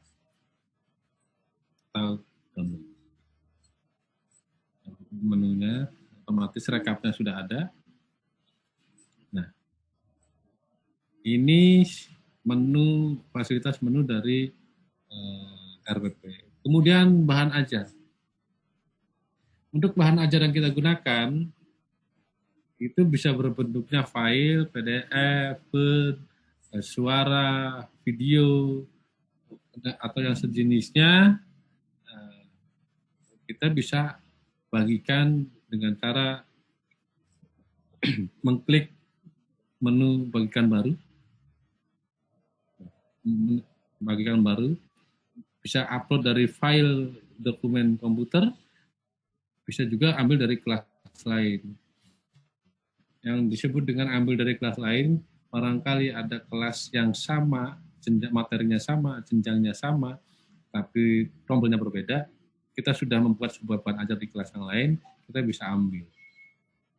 Tapi dalam masih konteks aplikasi e-learning. Nah, satu lagi, ada pertanyaan, kalau mungkin karena di MI kan kebanyakan malah guru kelas ya, guru kelas. Tapi bisa jadi ada guru mapel yang contohnya mapel bahasa Arab yang mengajar di beberapa kelas ya, yang sama. Pak, bagaimana kalau saya mapelnya satu tapi kelasnya banyak? Apakah saya harus membuat RPP-nya dan lain sebagainya, mengatur kelasnya sama dari awal? Nah, ketika ada kasus seperti itu, jawabannya adalah Bapak Ibu ketika mengajar satu mapel dengan kelas yang banyak, cukup buat satu kelas, kemudian kelasnya di-copy. Nah, menunya ada di mana? Menunya balik lagi ada di timeline kelas. Timeline kelas itu di sini ada copy kelas.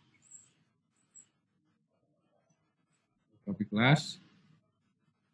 Nah, copy kelas mana yang mau di-copy, kemudian topik-topik apa yang akan di-copy, misalkan bahan ajar, soal ujian CBT, dan lain sebagainya, tinggal copy kelas sebanyak kelas yang akan dibuat.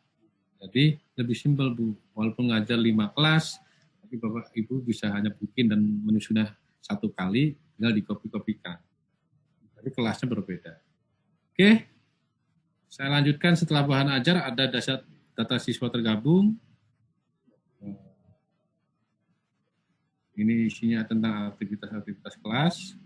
Barangkali ada yang lintas kelas dan sebagainya, itu bisa digabungkan, ataupun barangkali mau melakukan pembelajaran umum 2 kelas sekaligus juga bisa dilakukan sini dengan cara menggunakan menu data kelas. Kemudian ada absensi kelas. Absensi kelas itu berupa laporan dari absensi siswa yang mengakses e-learning, harus ada absennya.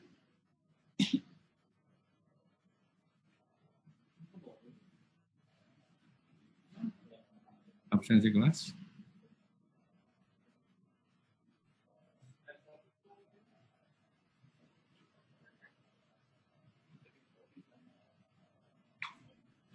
Jadi ini berisi rekap seluruh siswa yang hadir,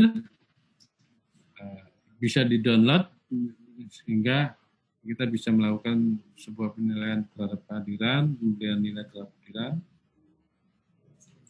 Oke, saya lewat saja.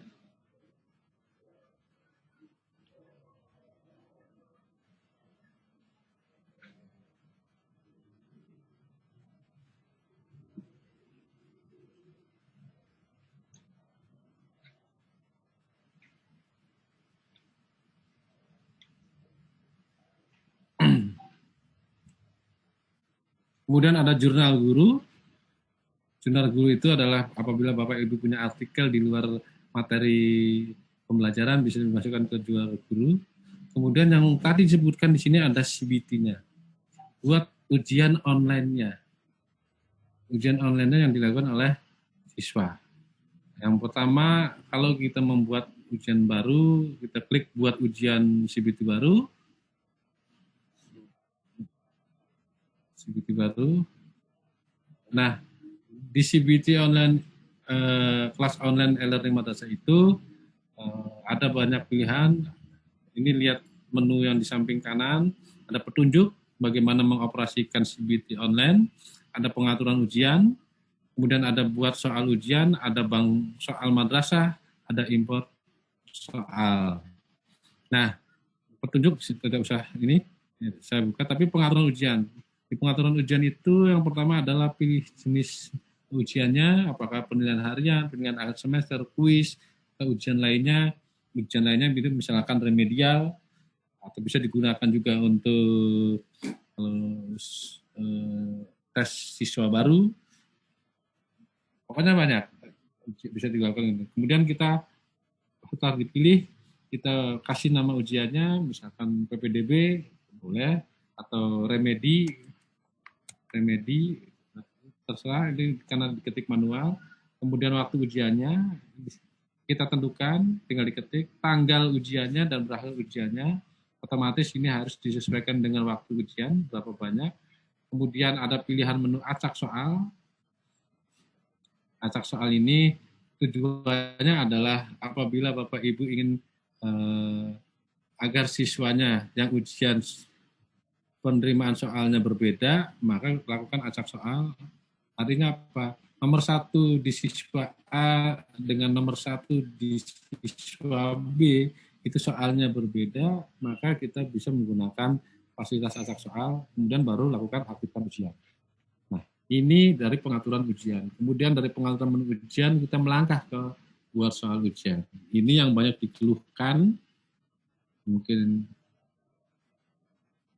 maaf Bu, Bapak Ibu, sinyalnya bagus.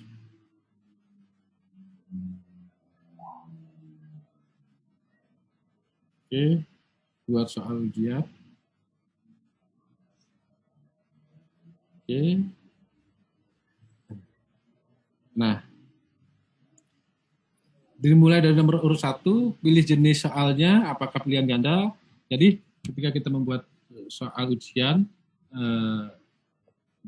ketika dalam satu kegiatan 1 kali CBT ada beberapa jenis tipe soal, maka kita bisa melakukan pilihan ganda, esai, menjodohkan, salah dan benar, jawaban pendek, short answer, atau esai, esai bebas.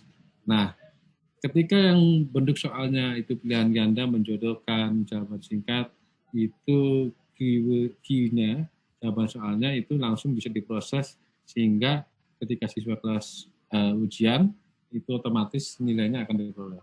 Tapi berbeda untuk jenis soal yang bentuknya esai atau penjelasan atau soalnya terkait dengan pendapat. Ini program atau bahasa mesin belum bisa ke sana karena ketika esai itu biasanya jawabannya subjektif. Contoh ketika menanyakan soal tentang pembuktian, itu kan nggak mungkin dijawab dengan 1 atau 2 kata, dan itu harus diperiksa secara manual oleh Bapak Ibu guru masing-masing. Oke, kita bisa pilih pilihan ganda. Nah, ini yang saya katakan tadi bahwa di pilihan ganda atau di soal ini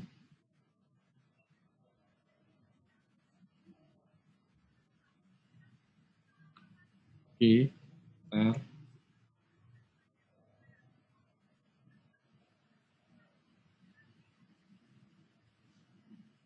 nah, di jenis sini sudah mengakomodir formula apapun, kemudian sudah mengakomodir Arabik karena ada pilihan sistem penulisannya, ada Arabik, ada Prancis, ada Spanyol. Karena misalnya kalau tidak diadopsi, maka ketika untuk mapel-mapel yang membutuhkan penulisan Arab, maka akan menjadi kendala. Tapi alhamdulillah untuk e-learning sudah mengakomodir itu. Kemudian untuk jawaban, karena ini tadi kita memilih pilihan ganda, ada opsi jawaban A, ada opsi jawaban B, dan seterusnya sampai D. Kemudian adalah kunci jawabannya apa, kemudian ada bobot nilainya berapa. Contoh, kalau misalkan soalnya 20, setiap soalnya berarti akan memiliki bobot. Kalau kita mau mentargetkan penskoran 0 sampai 100, berarti pembobotannya kalau kita punya soal 20, berarti satu soal bobot soal pilihan ganda adalah 5 misalnya. Itu bisa dilakukan. Pada selesai, mau tambah soal, klik tambah soal. Ini kan baru soal nomor 1. Jadi kalau mau ada 20 soal, berarti kita tambah soal. Tambah soal, nomor urutnya nomor urut.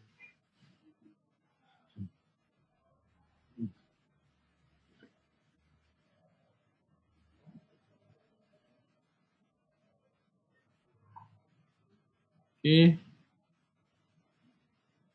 Tambah soal, kalau tadi saya tidak mengisi mungkin ada kendala.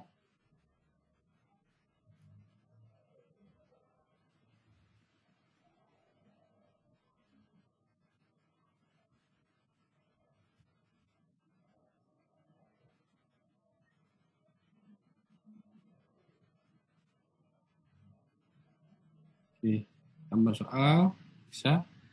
Nah, soal yang sudah dibuat otomatis akan terekam di tampilan CBT test seperti ini.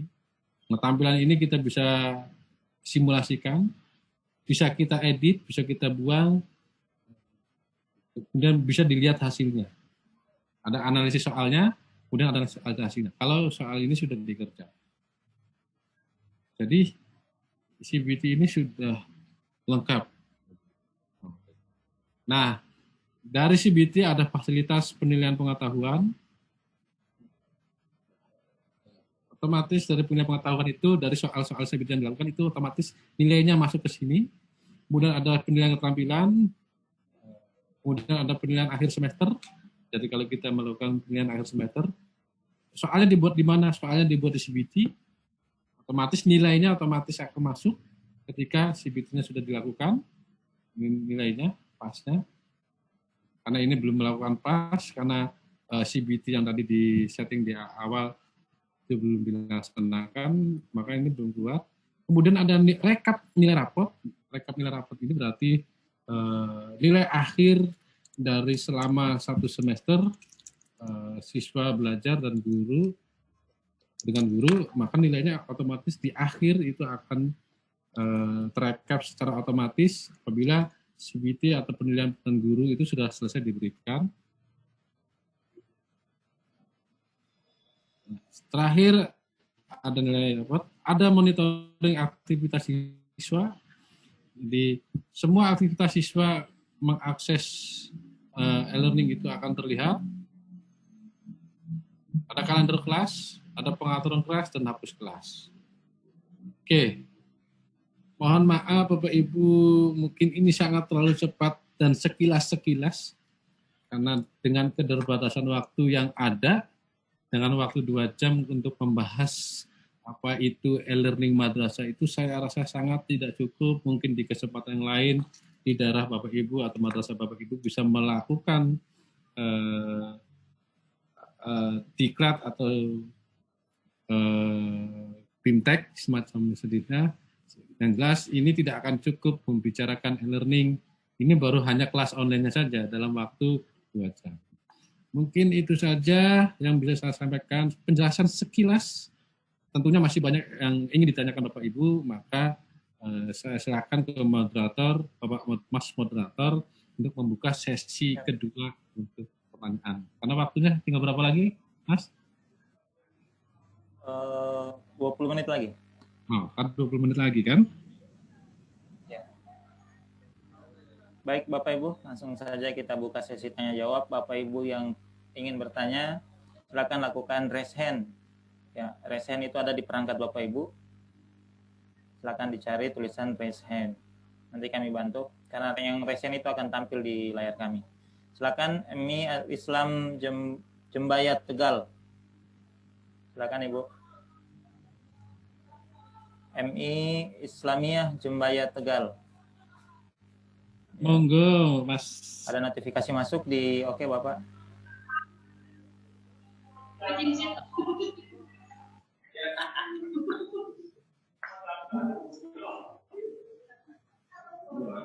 Ya, terima kasih Bapak. Halo? Halo, iya. Ya, halo. Assalamualaikum warahmatullahi wabarakatuh. Waalaikumsalam. Waalaikumsalam warahmatullahi wabarakatuh. Perkenalkan, nama saya Ubaidillah Pak. Dari MINU Nurul Huda, Tegal. Monggo Pak Ustadz, silakan. Sebetulnya kami tadi itu mengalami kendala ketika Bapak menjelaskan, itu hampir saya tidak bisa menerima Pak. Tulisannya cukup kecil, suaranya berengeng gitu kan orang Tegal bilang Pak.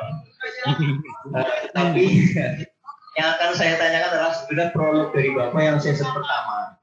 Kami waktu itu nggak bisa nanya, tapi yang saya mau tanyakan adalah seyogyanya penggunaan e-learning ini jangan anjuran Pak. Kalau hanya anjuran itu kalau dalam orang sholat ya sholat sunnah. Tapi kalau Bapak dari Kemenak memberikan regulasi untuk e-learning ini, terlebih-lebih dalam masa pandemi ini kami sangat mendukung. Contohnya teman kami yang sudah pakai pun sudah punya domain dan sebagainya, malah cenderung ditinggalkan Pak. Pada saat pembelajaran ini malah WA itu saja. Dan bagaimana nyolong-nyolong untuk bisa luring dengan siswa-siswa kami begitu.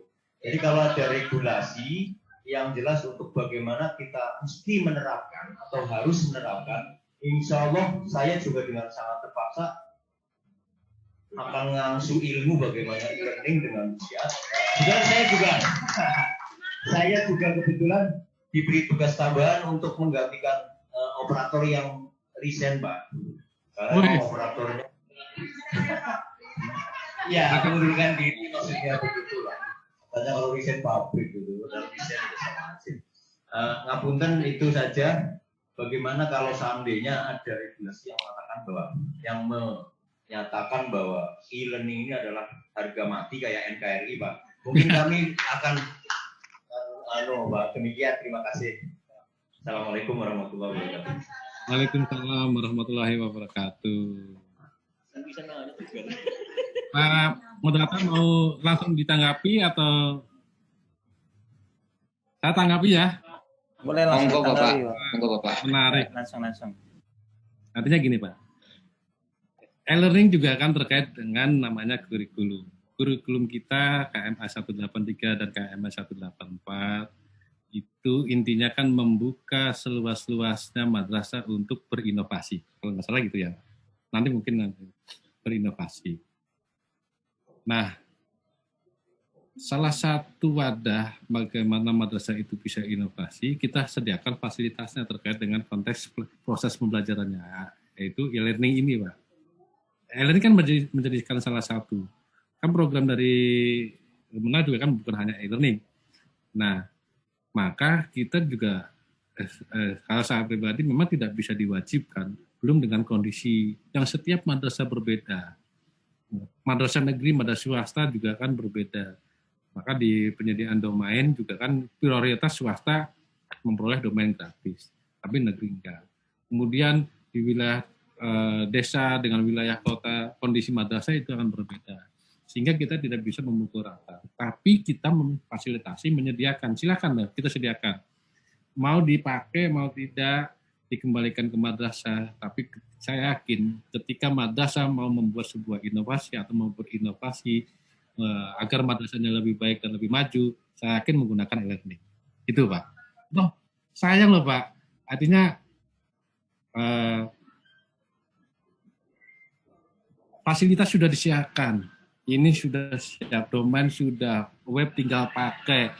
kuota sudah ada, siapkan. Kalau nggak dipakai ya keterlaluan, Pak, gitu. Tapi kan tidak ada anjuran harus wajib. Kalau bahasanya itu namanya kufur nikmat, Pak. Sudah ada semua tapi nggak dipakai. Maksud saya itu. Tapi kembali lagi, silakan dengan kondisi madrasah yang ada, mau dipakai, mau itu. Tapi kalau mau berinovasi, madrasah mau lebih baik, mungkin. Oke.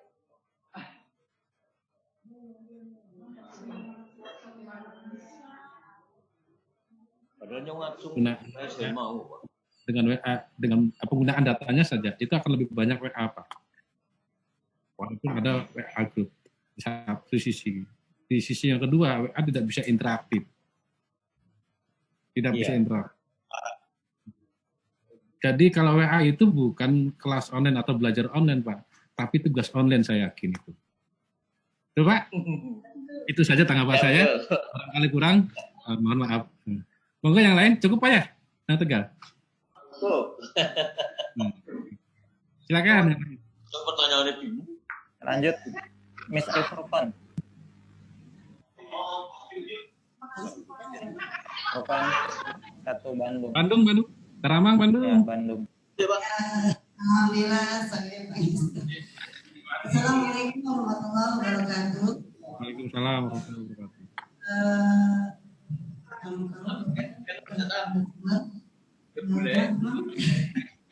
Ibu suaranya. Begini Pak, ya. Kebetulan saya dari MI Al-Islah sudah menggunakan e-learning. Kesulitannya saya sebagai pengajar bahasa Arab itu ketika membuat soal di CBT. Di situ kan sudah disediakan untuk mengetik huruf Arab ya. Di sana cuman untuk ukuran hurufnya itu kurang besar gitu ya. Untuk usia MB, anak MB itu kayaknya kurang. Jadi saya memakainya potret atau screenshot picture. Jadi saya bikin dulu di Word, kemudian saya cut gitu. Itu yang pertama. Yang kedua tadi jika saya sedang membuat di CBD apakah bisa di print out? Gitu ya. Di print out. Jadi soalnya apakah setelah itu saya bisa print out? Nah kemudian yang untuk copy kelas saya juga sudah mencoba, hasilnya itu kadang jadi double gitu, ada beberapa gitu ya. Jadi saya udah pilih misalkan bahan atau bukan bahannya, rencana ya RPP. RPP saya coba, kebetulan saya memegang dari kelas 1 sampai kelas 6 itu 20 rombel ya. Jadi misalkan kelas 1 4 kelas ya.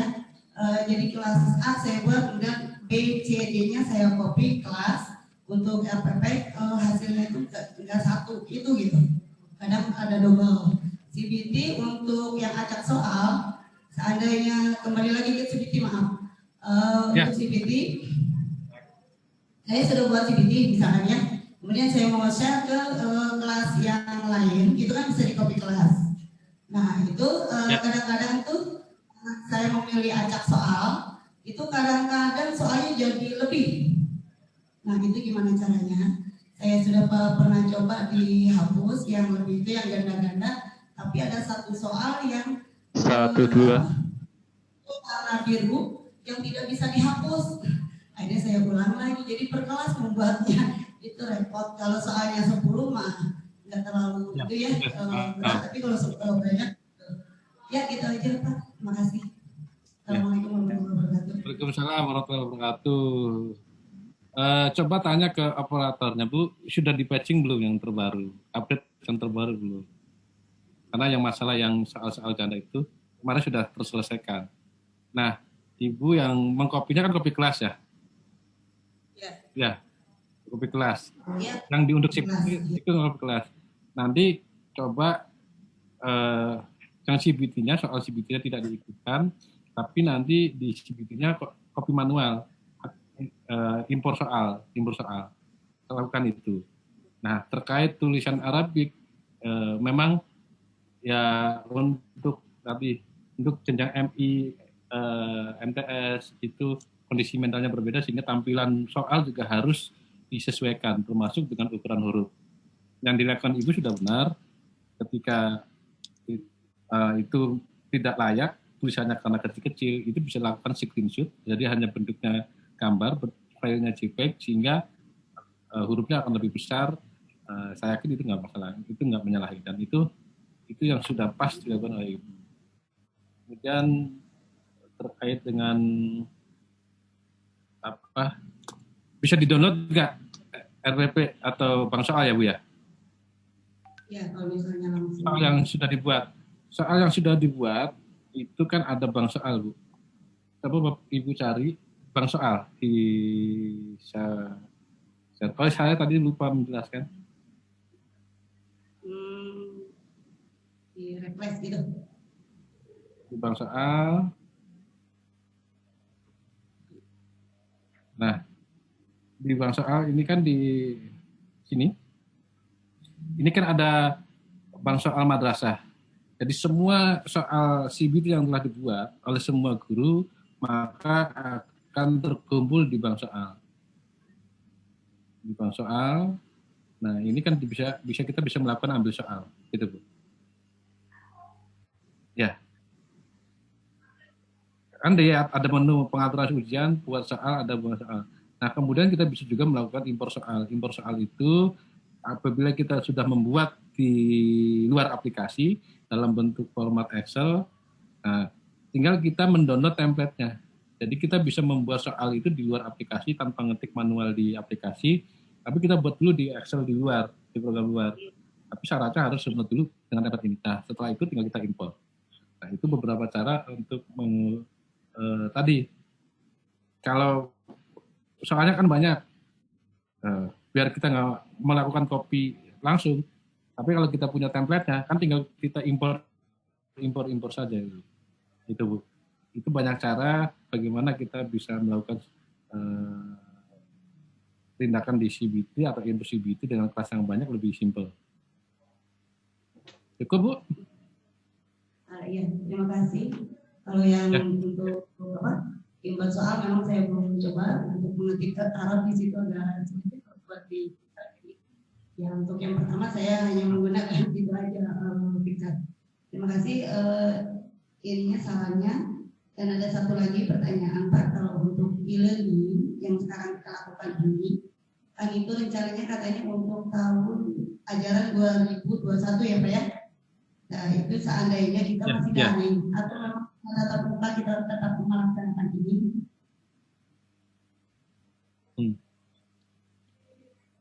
Seandainya kita masih daring, gimana Bu? Maksudnya kalau e-learning ini digunakan kan ketika kita PJJ, Pak ya.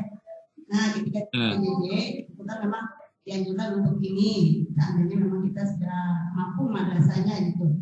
Tapi kalau kita, ya insya Allah mudah-mudahan di semester 2 nanti kita sudah tatap muka, apakah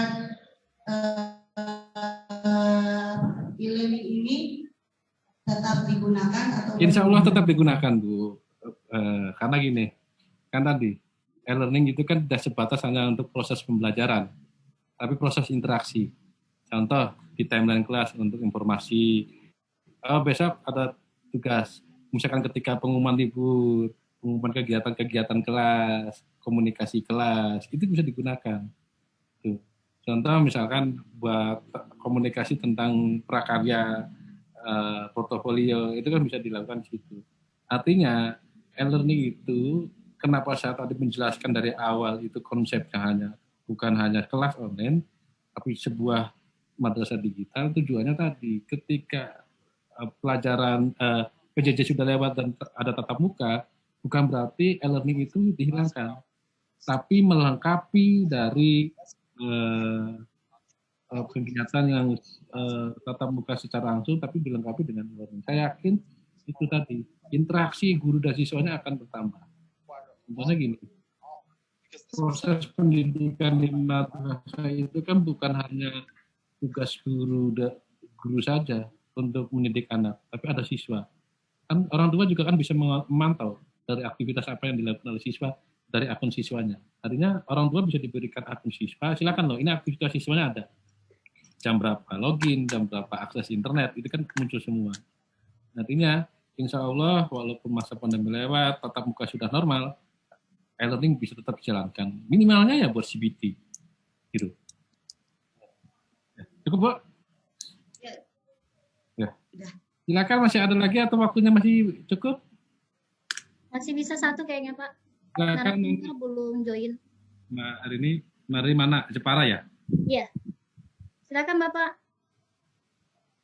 MI Miftahul Huda, Raul Jepara.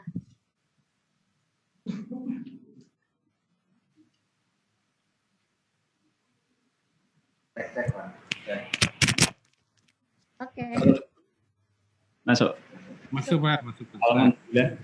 Assalamualaikum warahmatullahi wabarakatuh. Waalaikumsalam warahmatullahi wabarakatuh. Alhamdulillah bisa masuk. Ini Pak, alhamdulillah di madrasah saya sudah menggunakan e-learning sejak awal tahun ajaran selama masa pandemi ini. Alhamdulillah antusias teman-teman guru juga bagus dan siswa juga partisipasinya lumayan ini ya, penerimaannya lumayan bagus. Kita sudah jalani itu. Nah, ada dua pertanyaan yang mungkin hampir sama dengan Ibu tadi, tapi tetap akan saya tanyakan mumpung bisa bertanya. Apakah nanti e-learning itu tetap akan dikembangkan walaupun masa pandemi ini sudah selesai atau kondisi sudah normal? Nah, yang kedua, kalau memang masih dikembangkan, bagaimana implementasinya ke depan? Nanti seperti apa gitu ketika e-learning masih digunakan sebagai metode belajar jarak jauh, metode daring itu. Terima kasih, cukup itu dulu Pak. Assalamualaikum warahmatullahi wabarakatuh. Waalaikumsalam warahmatullahi wabarakatuh. Langsung saya tanggapi. Insya Allah ketika sudah normal, e-learning, program e-learning masih akan berjalan. Dan selalu ada perbaikan tiap waktu. Karena dari awal sampai sekarang juga sudah berapa kali update ya. Sudah berapa kali update. Artinya, konsep e-learning itu bukan konsep kelas belajar, pembelajaran kelas, tapi konsepnya adalah madrasah digital.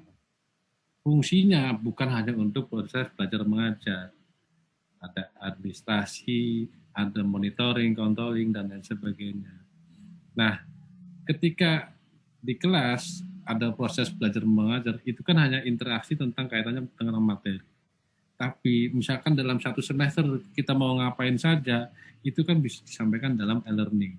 Mau melakukan CBT, bisa melakukan dalam e-learning. Dan diinformasikan ke siswa.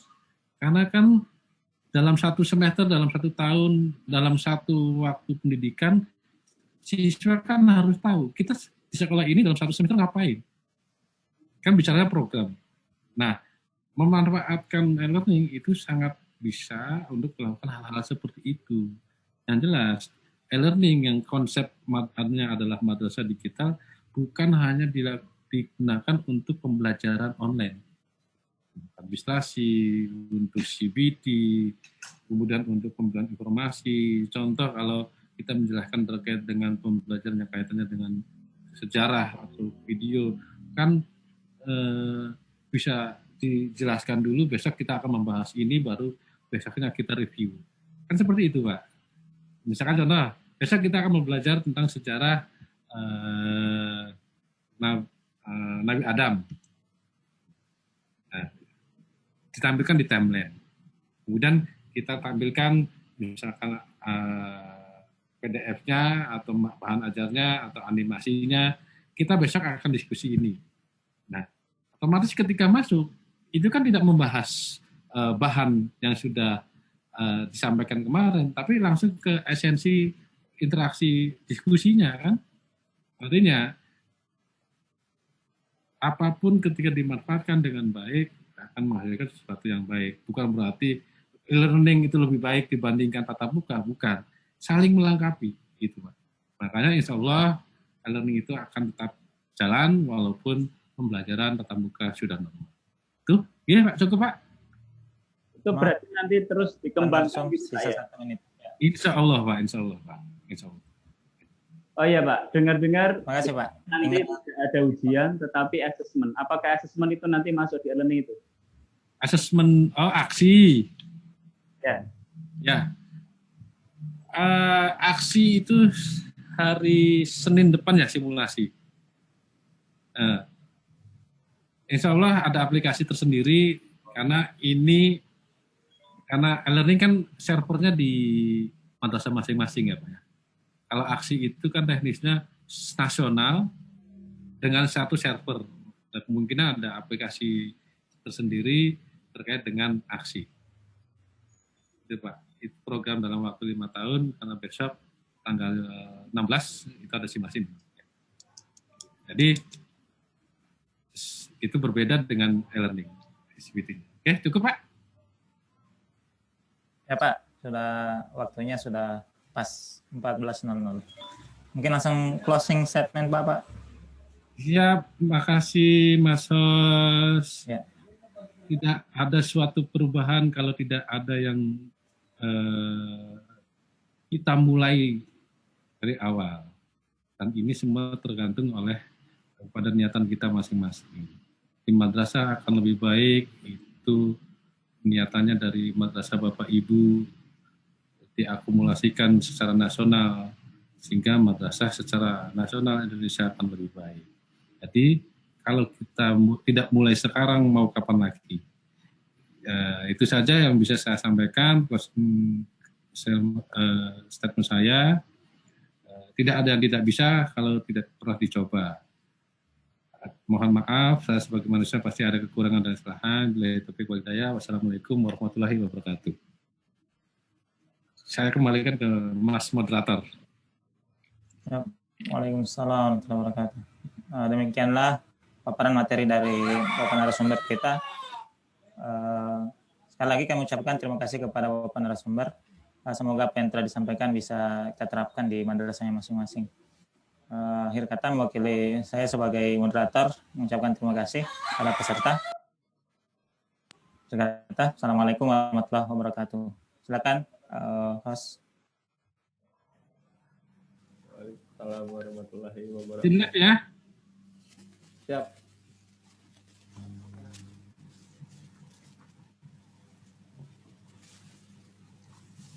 Ya, sepertinya pertanyaannya. Jadi kita langsung